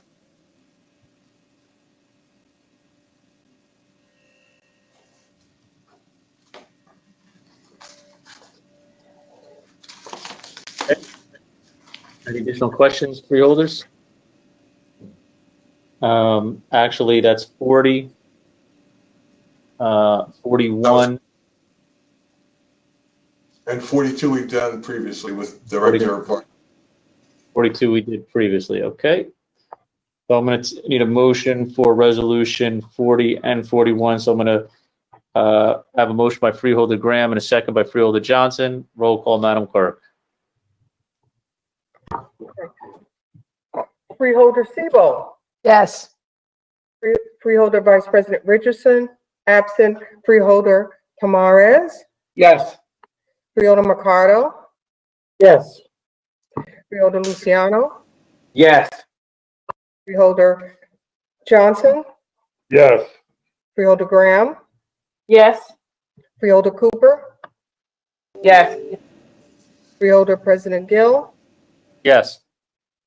So moved.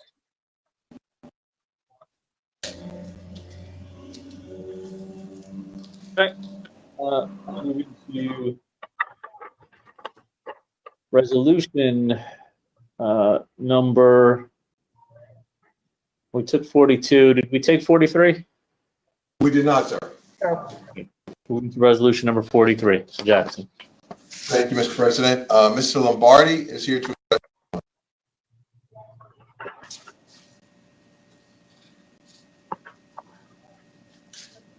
He's there.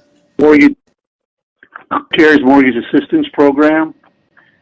And it's, I think we spoke about it last meeting. This program is designed to provide financial assistance to residents within the county who are struggling to pay their mortgages.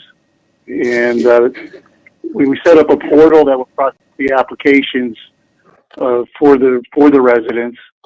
And it's a program we've been using for some other programs. It seems to be working well. We've used it for our tenant assistance program as well. And we're gearing up now for this new program that will be using CARES money. Through you, Mr. President. Just ask you to put your name on the record. Yes. Oh, I'm sorry. Craig Lombardi, Project Coordinator for the Division of Housing and Community Development.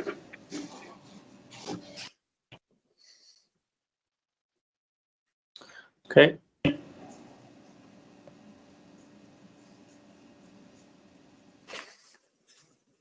Mr. Parlavecchio?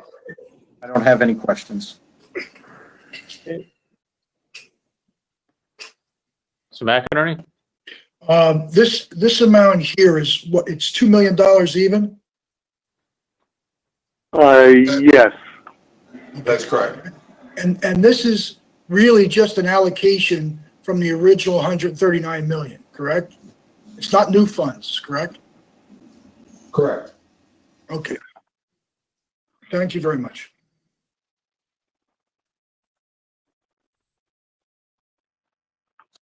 Okay. Any freeholders, any additional questions or comments? Mr. President, this is Freeholder Cooper. I have a question. What's the program, income guideline? Is this going to be administered directly by the county, or are we passing this through to a third-party organization? We are administering. I don't know if Ms. Lombardi, you want to address that one? I can unless you wish to.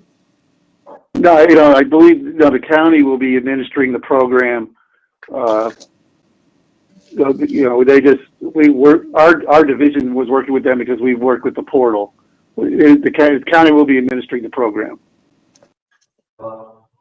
And it is for households at or below 150% of area median income. Thank you. My other question, Mr. President, is when will this be available? Like, is there a deadline? When can people start to apply?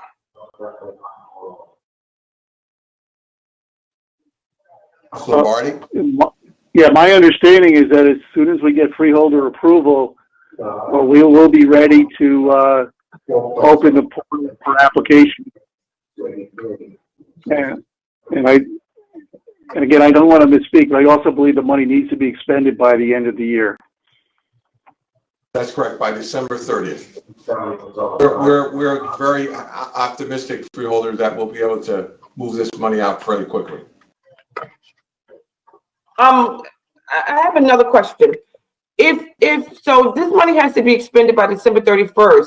I would say, based upon some of my conversations with folks in other municipalities, this $1.6 million allocated is probably going to go pretty quickly. I think you said at a meeting about a month ago that most of the funding that we got for CARES has to be expended by December 31st. Is there any opportunity, if there's any leftover dollars, that if there was, that you could put more to this if you see that you exceed your demand? Yes. Yeah, we just have to see, because we're also going to, you remember the board actually did another program for $9 million to help out small business folks with their rents as well. So with all this going on, we'll see in the next 3 weeks or so, we'll be able to see where we are, and we'll be able to, I hope, distribute some more money to some of these programs if we have some left over. But yeah, the idea would be as much as we can to help, our mortgagers, our renters, small business people, as much as we can. Mr. President, I want to request, can I have an updated copy of Mr. McInerney's report that he's been maintaining for all these CARES dollars, please? Thank you. I just have to update it for this agenda, if you don't. Guys, go on mute. Ali, go on mute. Or whoever's under Ali, you're not on mute. Yeah.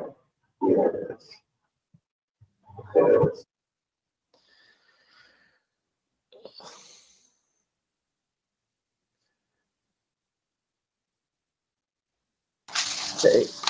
Any additional questions?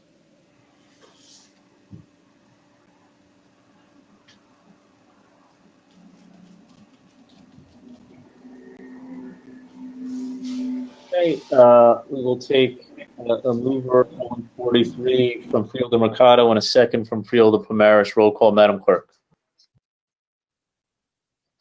Okay. Freeholder Cooper. Yes. Freeholder Graham. Yes. Freeholder Johnson. Yes. Freeholder Luciano. Yes. Freeholder Mercado. Yes. Freeholder Pomaris. Yes. Freeholder Vice President Richardson, absent. Freeholder Siebel. Yes. Freeholder President Gill. Yes. So moved. Okay. Moving to resolutions 44 through 55. Freeholders, any questions or comments? Okay.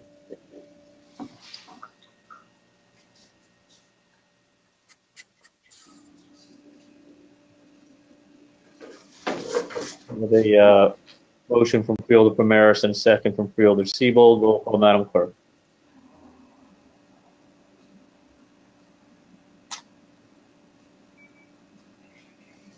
Freeholder Siebel. Yes. Freeholder Vice President Richardson, absent. Freeholder Pomaris. Yes. Freeholder Mercado. Yes. Freeholder Luciano. Yes. Freeholder Johnson. Yes. Freeholder Graham. Yes. Freeholder Cooper. Yes. Freeholder President Gill. Yes. So moved.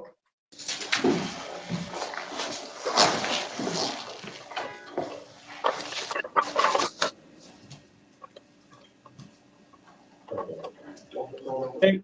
Madam Clerk, do we have any added starters? We have an added starter, Resolution 56, 2020 county budget, insertion of items of revenue. Exactly. The record at a later time. Thank you, Mr. President, and to Frank's earlier point, some more money, and Director Burnett is here to address this item.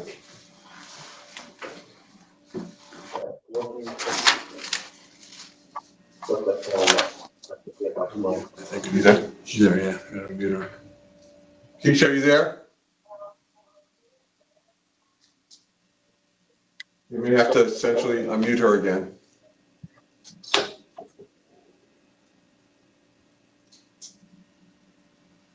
They have to unmute themselves. So they need to. Keisha? Hello? Yes. Yes, Keisha, Can you go hear ahead. me? Okay, Yes, we can. I don't know. Okay. Keisha Burnett, the Director of the Division of Family Assistance and Benefits. We are responsible for administering the public assistance programs such as Workforce New Jersey, which is cash assistance, SNAP, which is food assistance, Medicaid, NJ Family Care, which is medical insurance, and child support. The New Jersey Department of Human Services and the two divisions under them, two of their divisions, the Division of Family Development and the Division of Medical Assistance, Health and Services, has awarded DFAB $1.484 million for the Corona Relief Fund and any expenses that we have incurred for the months of September 1st, 2020 to December 1st, 2020.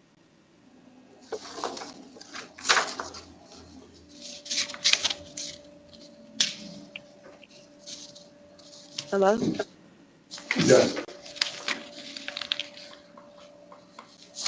And also too, just to embellish a little bit more, Mr. President, members of the board, this is for PPE expenses, overtime for processing applications and technical equipment that will help the agency work remotely. So it incorporates a number of things, but it only covers expenses from, as the director said, from 9/1 to early December.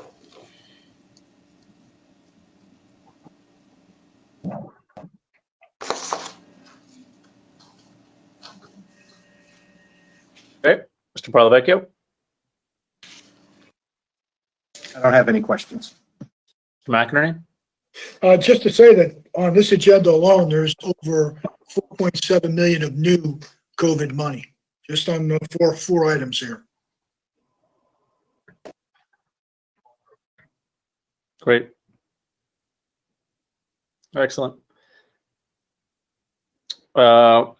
Freeholders, questions or comments? Just quick question, Mr. President. Does this money equally have a December 31st deadline? No, it's actually December 1st. I have to spend the money by December 1st and submit all of the receipts by December 31st.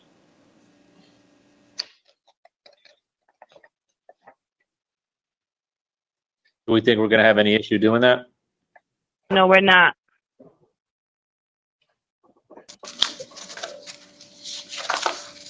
Mr. President, on that note, anything that we have expended already for DFAB can go there as long as it's between the September 1st to December 4th. So anything we have spent already, we can add to this. Okay. All right.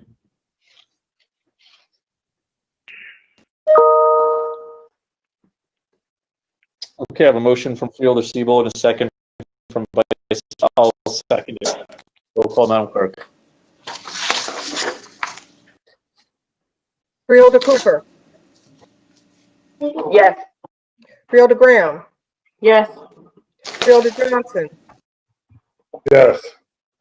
Freeholder Luciano. Yes. Freeholder Mercado. Yes. Freeholder Pomares. Yes. Freeholder Vice President Richardson, absent. Freeholder Siebold. Yes. Freeholder President Gill. Yes. So moved. Thank you. Thank you. Board committee reports. Legislative report. Written communication.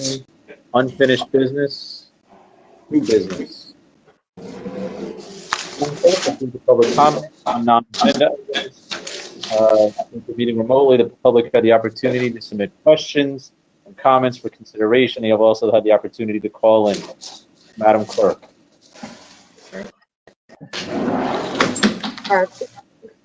For those of you who've called in, you'll be acknowledged in the order that your call was received. Emails received for public comment will be read after the calls are completed. At this time, our public information officer will announce callers so they can state their comment or question. Reminded that you have 3 minutes to speak. Please do not have your laptop or any electronic device on while calling in. All questions will be answered in writing. And at this time, we're only accepting calls pertaining to non-agenda items. Charlo Malone, our public information officer, we can begin. Thank you, Madam Clerk. Chalo Malumba, Public Information Officer for the Board of Freeholders. As a reminder, as the clerk has stated, do not have any items on that can hear the meeting. There is a delay. You have 3 minutes to speak. The first speaker is Stacy Gregg.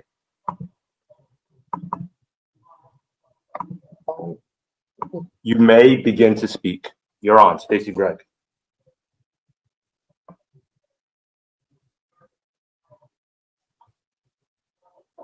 Hello, Ms. Gregg. You can speak. You can speak at any time.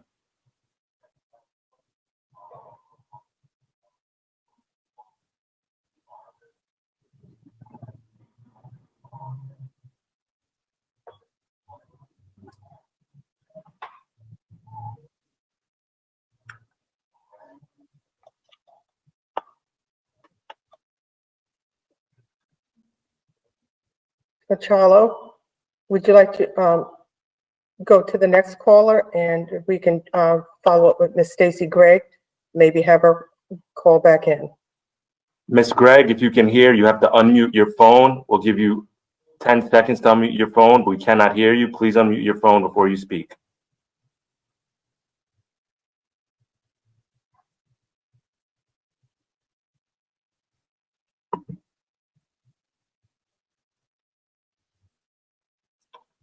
All right.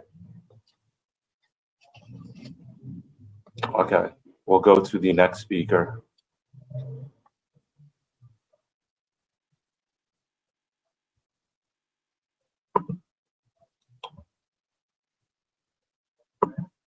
The next speaker, the phone number is 973-627-4120. You have 3 minutes to speak. Please make sure you have your phone unmuted. You may begin to speak. Hello, you may speak.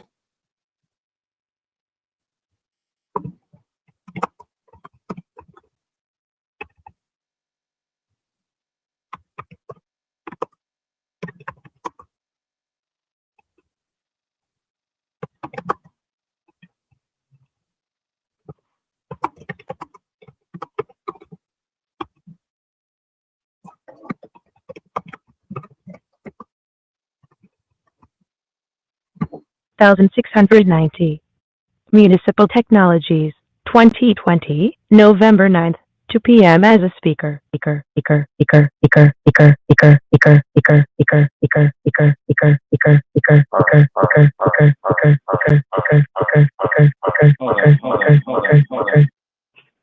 There we go. Okay.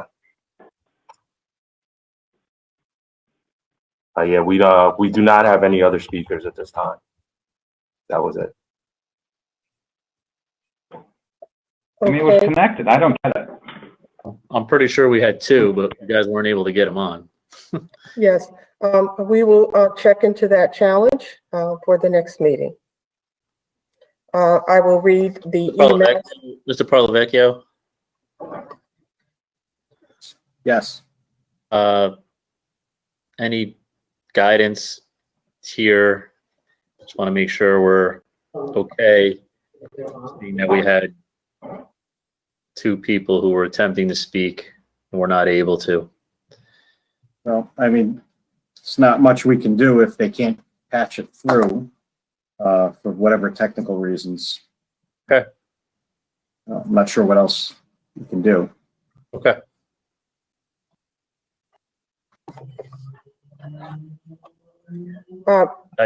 You understand my concern. I just Sure I do. Sure. I mean, I'm concerned that we're not going to be in compliance under the new executive order. And I just don't know if not being able to use our technology correctly is going to be enough if someone challenges the validity of this meeting. So I'm concerned. Yeah, well, I understand. I don't know what the remedy is in real time to get somebody patched in. So other than to keep trying or give a different number or reach them by some other means.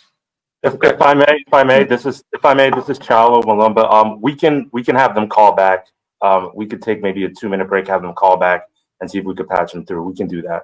We don't need a 2-minute break. I will read the emails, and you can. Okay. Yeah. Exactly. Perfect. Okay. So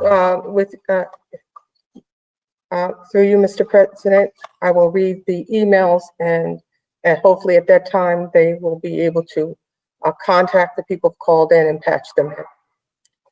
So the first email we have is from Jake Ephros, and no address was given. Dear Essex County Freeholders, this is Jake Ephros, born and raised in Montclair, New Jersey, writing you again about the state of ICE detention in our community.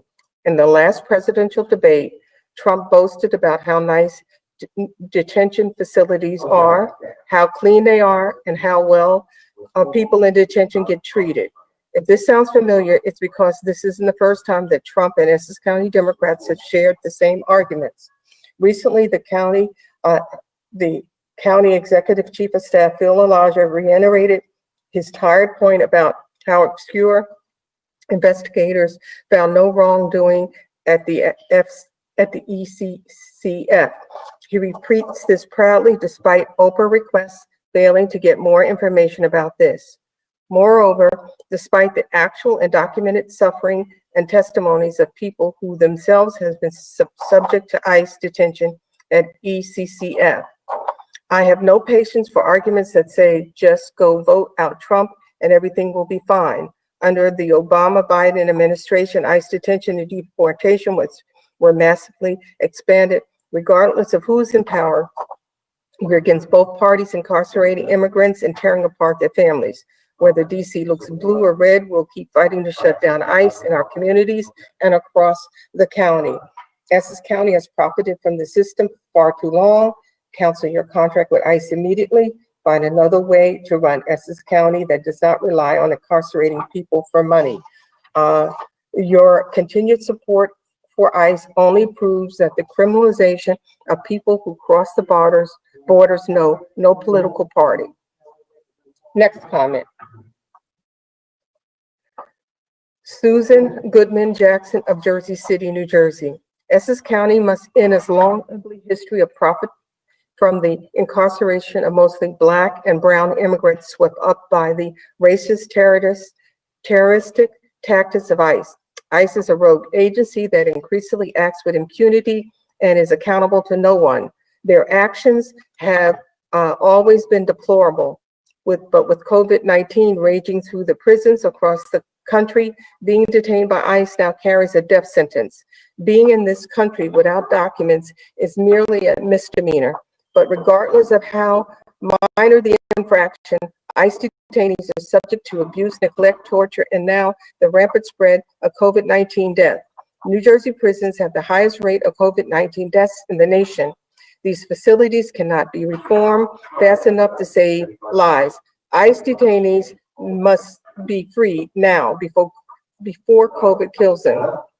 I'm currently a resident of Hudson County, but I was raised in Essex County. And I'm horrified that so many of our Democratic-led northern New Jersey counties are profiting from the dehumanization, abuse, neglect, and resulting deaths of our immigrant neighbors in ICE detention facilities. Abuse is truly bipartisan. Essex County must end its contract with ICE. Essex County must stop profiting ICE must stop profiting ICE detentions now. The next comment. The next comment was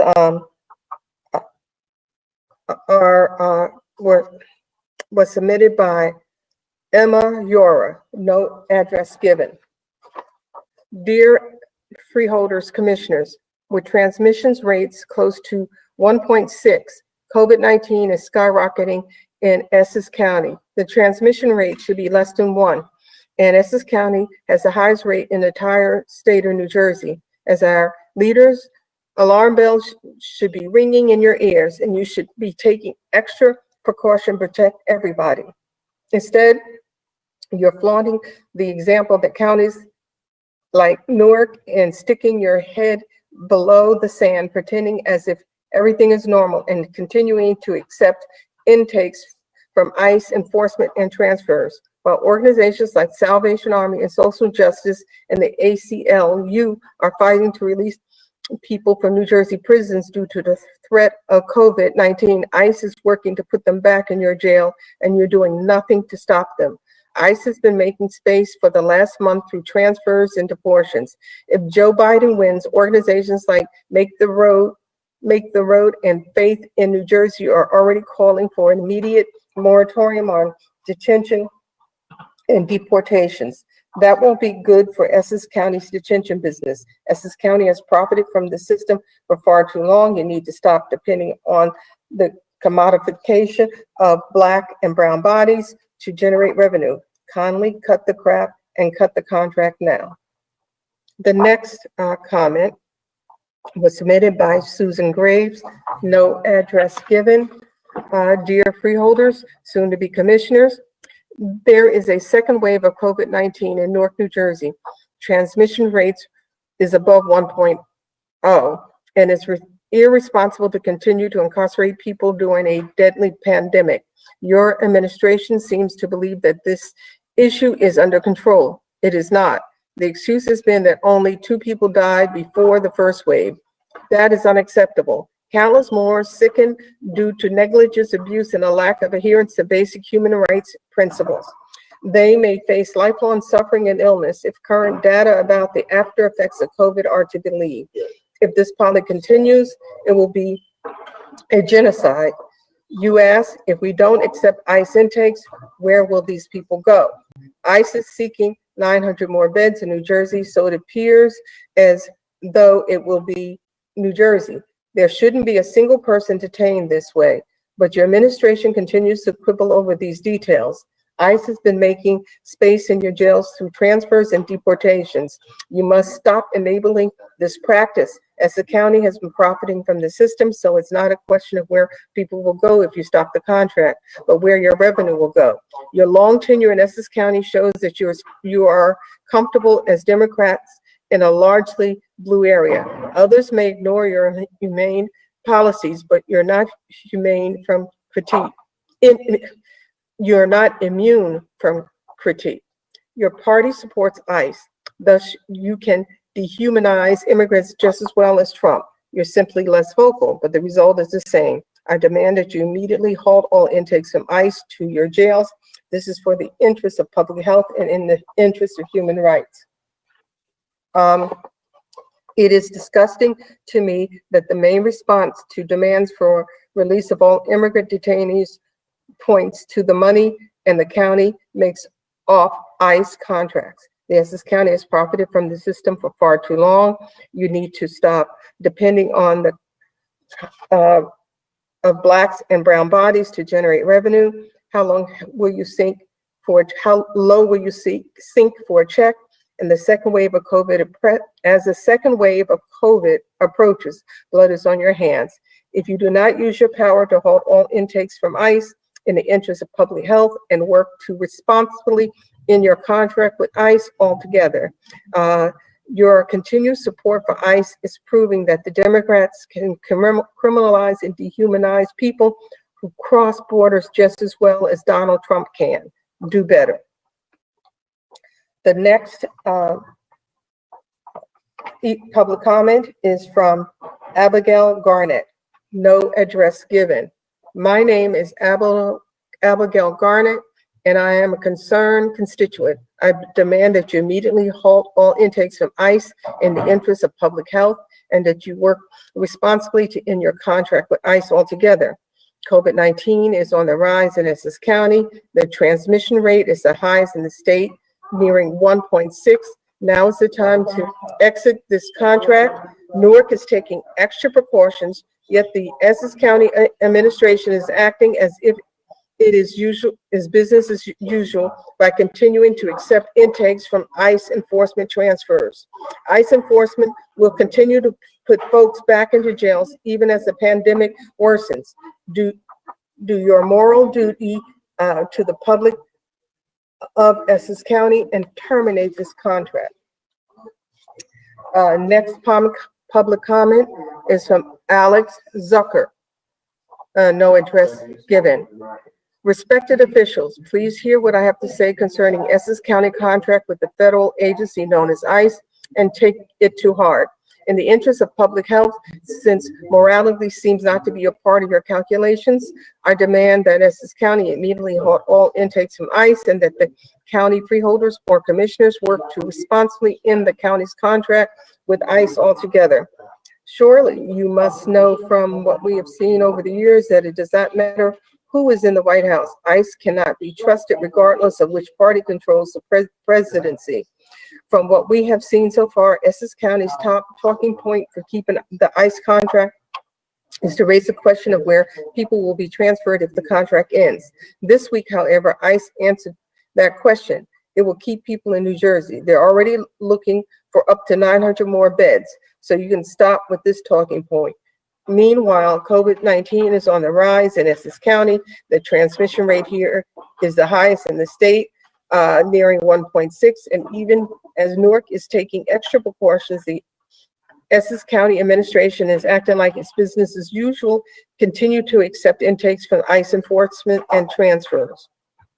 Not only that, but even as organizations like Salvation and Social Justice and the ACLU are fighting to get people free from New Jersey prisons due to the threat of COVID, ICE is working to put them back in your jail. Just this month, ICE has been making space through transfers and deportations. Bottom line is Essex County has profited from this system for far too long. You need to stop depending on the commodification of Black and brown bodies to generate revenue. The county's continued support for ICE makes it clear that Democrats criminalize and dehumanize people who cross the borders every bit as much as the sad man now in the White House. I'm calling on you to do the right thing. Essex County contract with ICE, in Essex County contract with ICE now. The next public comment is from Nicholas Carbonara. No address given.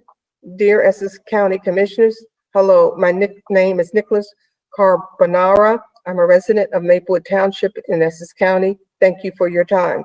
I wanted to once again raise my concern about ICE detainees in Essex County, particularly in light of the increase in COVID-19 numbers we are seeing here and across the state. An increase in COVID transmission rates is bad for anyone, but is particularly bad for people who are currently held by ICE, an organization that has shown little concern for how its activities promote the spread of the virus.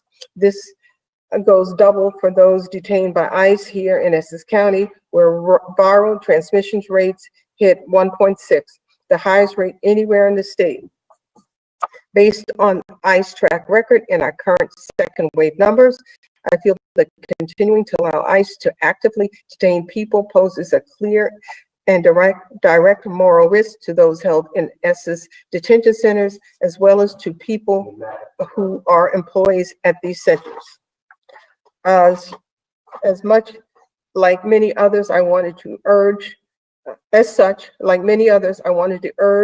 Commissioner Board to, 1, halt all intakes from ICE immediately, and 2, end the Essex County contract with ICE altogether. I understand that the questions have been raised about where people will be transferred to if the contract is allowed to end. My understanding is also that ICE is currently looking for more bed space in New Jersey, perhaps enough to accommodate 900 people. As such, ICE is making it clear they're looking to keep people here in New Jersey regardless of the contract. Additionally, I know there may be concerns about revenue coming from this contract. Aside from the moral issues I take with this idea of profit being a consideration in this matter, I point to the fact that groups like Make the Road and Faith in New Jersey are already pushing for there to be a moratorium on detention and deportation, which in turn would have a negative impact on Essex County detention business as it currently stands. As such, I would not be satisfied with either of these justifications for continuing to enable ICE. Again, as an Essex County resident, I'm calling on you to halt all intakes from ICE immediately. In the contract with ICE, my understanding is that ICE currently plans to re-incarcerate people who have recently been released, making it all the more urgent. Please take action now. The next comment, public comment, is from Carol Gross. No address given. I demand you immediately halt all intakes from ICE in the interest of public health and that you work to responsibly end your contract with ICE altogether. It doesn't matter who ends up in the White House in 2021. ICE cannot be trusted regardless of which party controls the presidency. If Joe Biden wins, organizations like Make the Road and Faith in New Jersey are already calling for an immediate moratorium on detention and deportations. That won't be good enough for Essex County detention business. Essex County's #1 talking point regarding keeping the ICE contract is the question of where people will be transferred to if the contract ends. This week, ICE answered that question and will keep people in New Jersey. They're already looking for 900 more beds. COVID-19 is on the rise in Essex County. The transmission rate is the highest in the state, nearing 1.6, while Newark is taking extra precautions like the Essex County administration is acting as if business as usual as it continues to accept intakes from ICE enforcement and transfers. ICE enforcement, while organizations like Salvation and Social Justice and ACLU are fighting to release people from New Jersey prisons due to the threat of COVID-19, ICE is working to put them back in your jail. ICE has been making space for the last month through transfers and deportations. As this county has profited from the system for far too long, you need to stop depending on the modification of Black and brown bodies to generate revenue. Your continued support for ICE is proving Democrats can criminalize and dehumanize people who cross borders just as well as Donald Trump can. The final comment, public comment for this public comment section is from Jeffrey Feld, Esquire of Short Hills.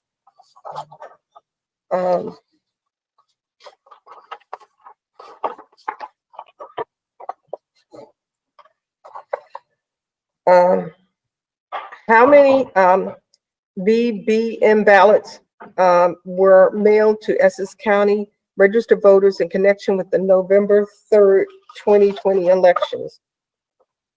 As of the close of business day on Friday, November the 6th, 2020, how many VBM ballots were returned? Voting yield. As of the close on business on Friday, November the 6th, 2020, how many VBM ballots were discarded and not counted for procedural deficiency? What is the process of cleansing all inactive voters from the list of registered voters?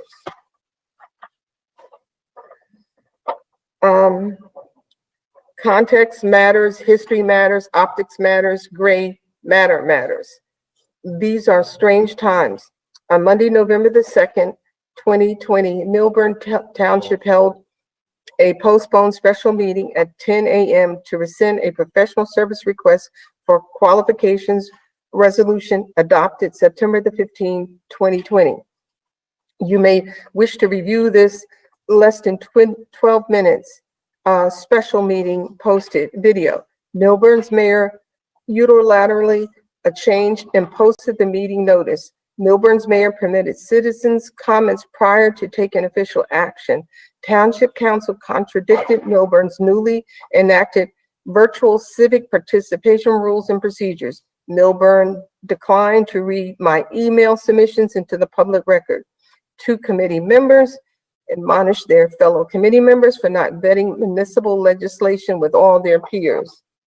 On Monday, November the 2nd, 2020, on the eve of a national election, the New Jersey U.S. Attorney announced a federal indictment of a former Jersey City public official, press release number 20-398, former Jersey City Board of Education President and Acting Executive Director of Jersey Employment and Training Program, and associate charged with embezzlement, money laundering, fraud. On November 32nd, on November 2nd, 2020, counsel from the NJHMFA refused for the 3rd time to amend the NJHMFA one administrative appellate record, thereby causing me to file a Rule 2:5-5 motion to settle the NJHMFA 1 administrative appellate record. NJHMFA involves a direct appellate appeal of the validity of a post April 17th, 1992 non-urban renewal entity, NJHMFA long-term tax exemption transaction under the state law. The balance of the of this public comment will be entered into the public record. All questions will be answered in writing. And now I'm going to go back to the public information officer to see if he was able to reach out to the people who called in and have queued them up so that they can participate in public comment. Chalo? Thank you, Madam Clerk. Chalo Malumba, Public Information Officer, Board of Freeholders. We do have callers waiting to speak. The callers should be able to hear me right now. The first caller will be from the phone number 973-627-4120. Please remember to have your phone unmuted and make sure you do not have the meeting playing on any other devices because there is a delay.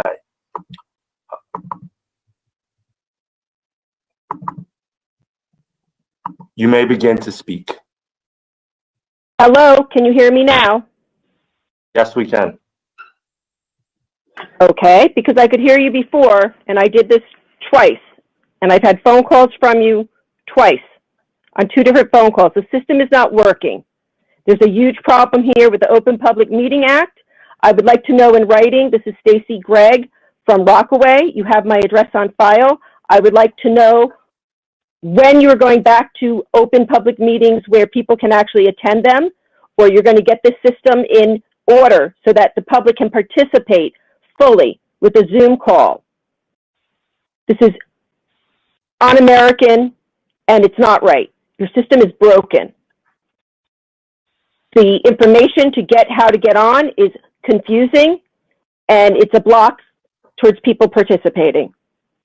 I am very disgusted that it's been months and months and you have not gotten it together as of yet to have a system where the public can participate.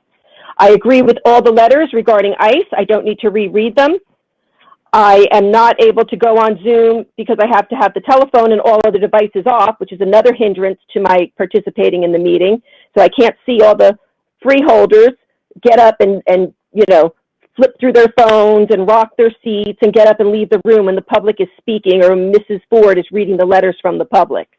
I am totally disgusted with the board taking instructions from a non-Democrat. You were elected on the line as Democrats, all of you, and I see you as being Dinos, Democrats in name only. Mr. DiCenzo, Deportation Joe, has turned into a total egomaniac. I have seen flyer after flyer for once, not twice, but 3 times. He has to have his name spelled out with his middle initials. It is absolutely embarrassing that such an egomaniac has taken control of your county. And I am disappointed that there's nobody there worthy enough to step up and get him out of office. But he endorsed Chris Christie. He endorsed Trump. He took chloroquine when he had his COVID-19. And he's not going to worm himself into the Biden, administration. We all know who he is. We know who you are. And you are Ms. Gregg, slave you have 30 masters. seconds. 30 seconds, Ms. Gregg. Modern day human traffickers. And I hope you have trouble sleeping at night because you sided with the 50% of the people who sided with a vile man who was all about locking children up in cages. And you're known all over the world. They were talking about New Jersey and the camps that we have in New Jersey on a national level for the human rights. You have crimes against humanity. Thank you. Thank you. The next speaker. Chalo, I'm sorry. I would just not read the phone numbers. I don't have that. That's fine. I would stay off the phone number. Or maybe just read the last four to identify whoever it is. Correct. Understood. The next speaker, the last four digits of your phone number are 1275. You have 3 minutes. You may begin to speak. All right, I'm here. Jacob Fugger, Monmouth County, New Jersey. This is a disgrace, an absolute disgrace.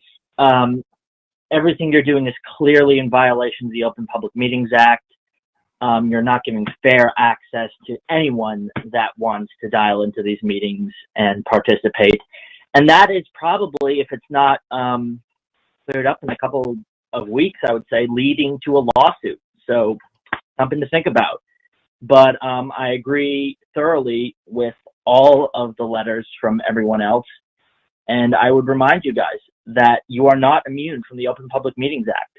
So get with it or face the consequences. Thank you. Thank you. We do not have any speakers left in the queue. Mr. President, that includes our public comment session. Okay, thank you, Madam Clerk. As our practice, all questions will be answered in writing. Freeholders, do you have any comments that you would like to make?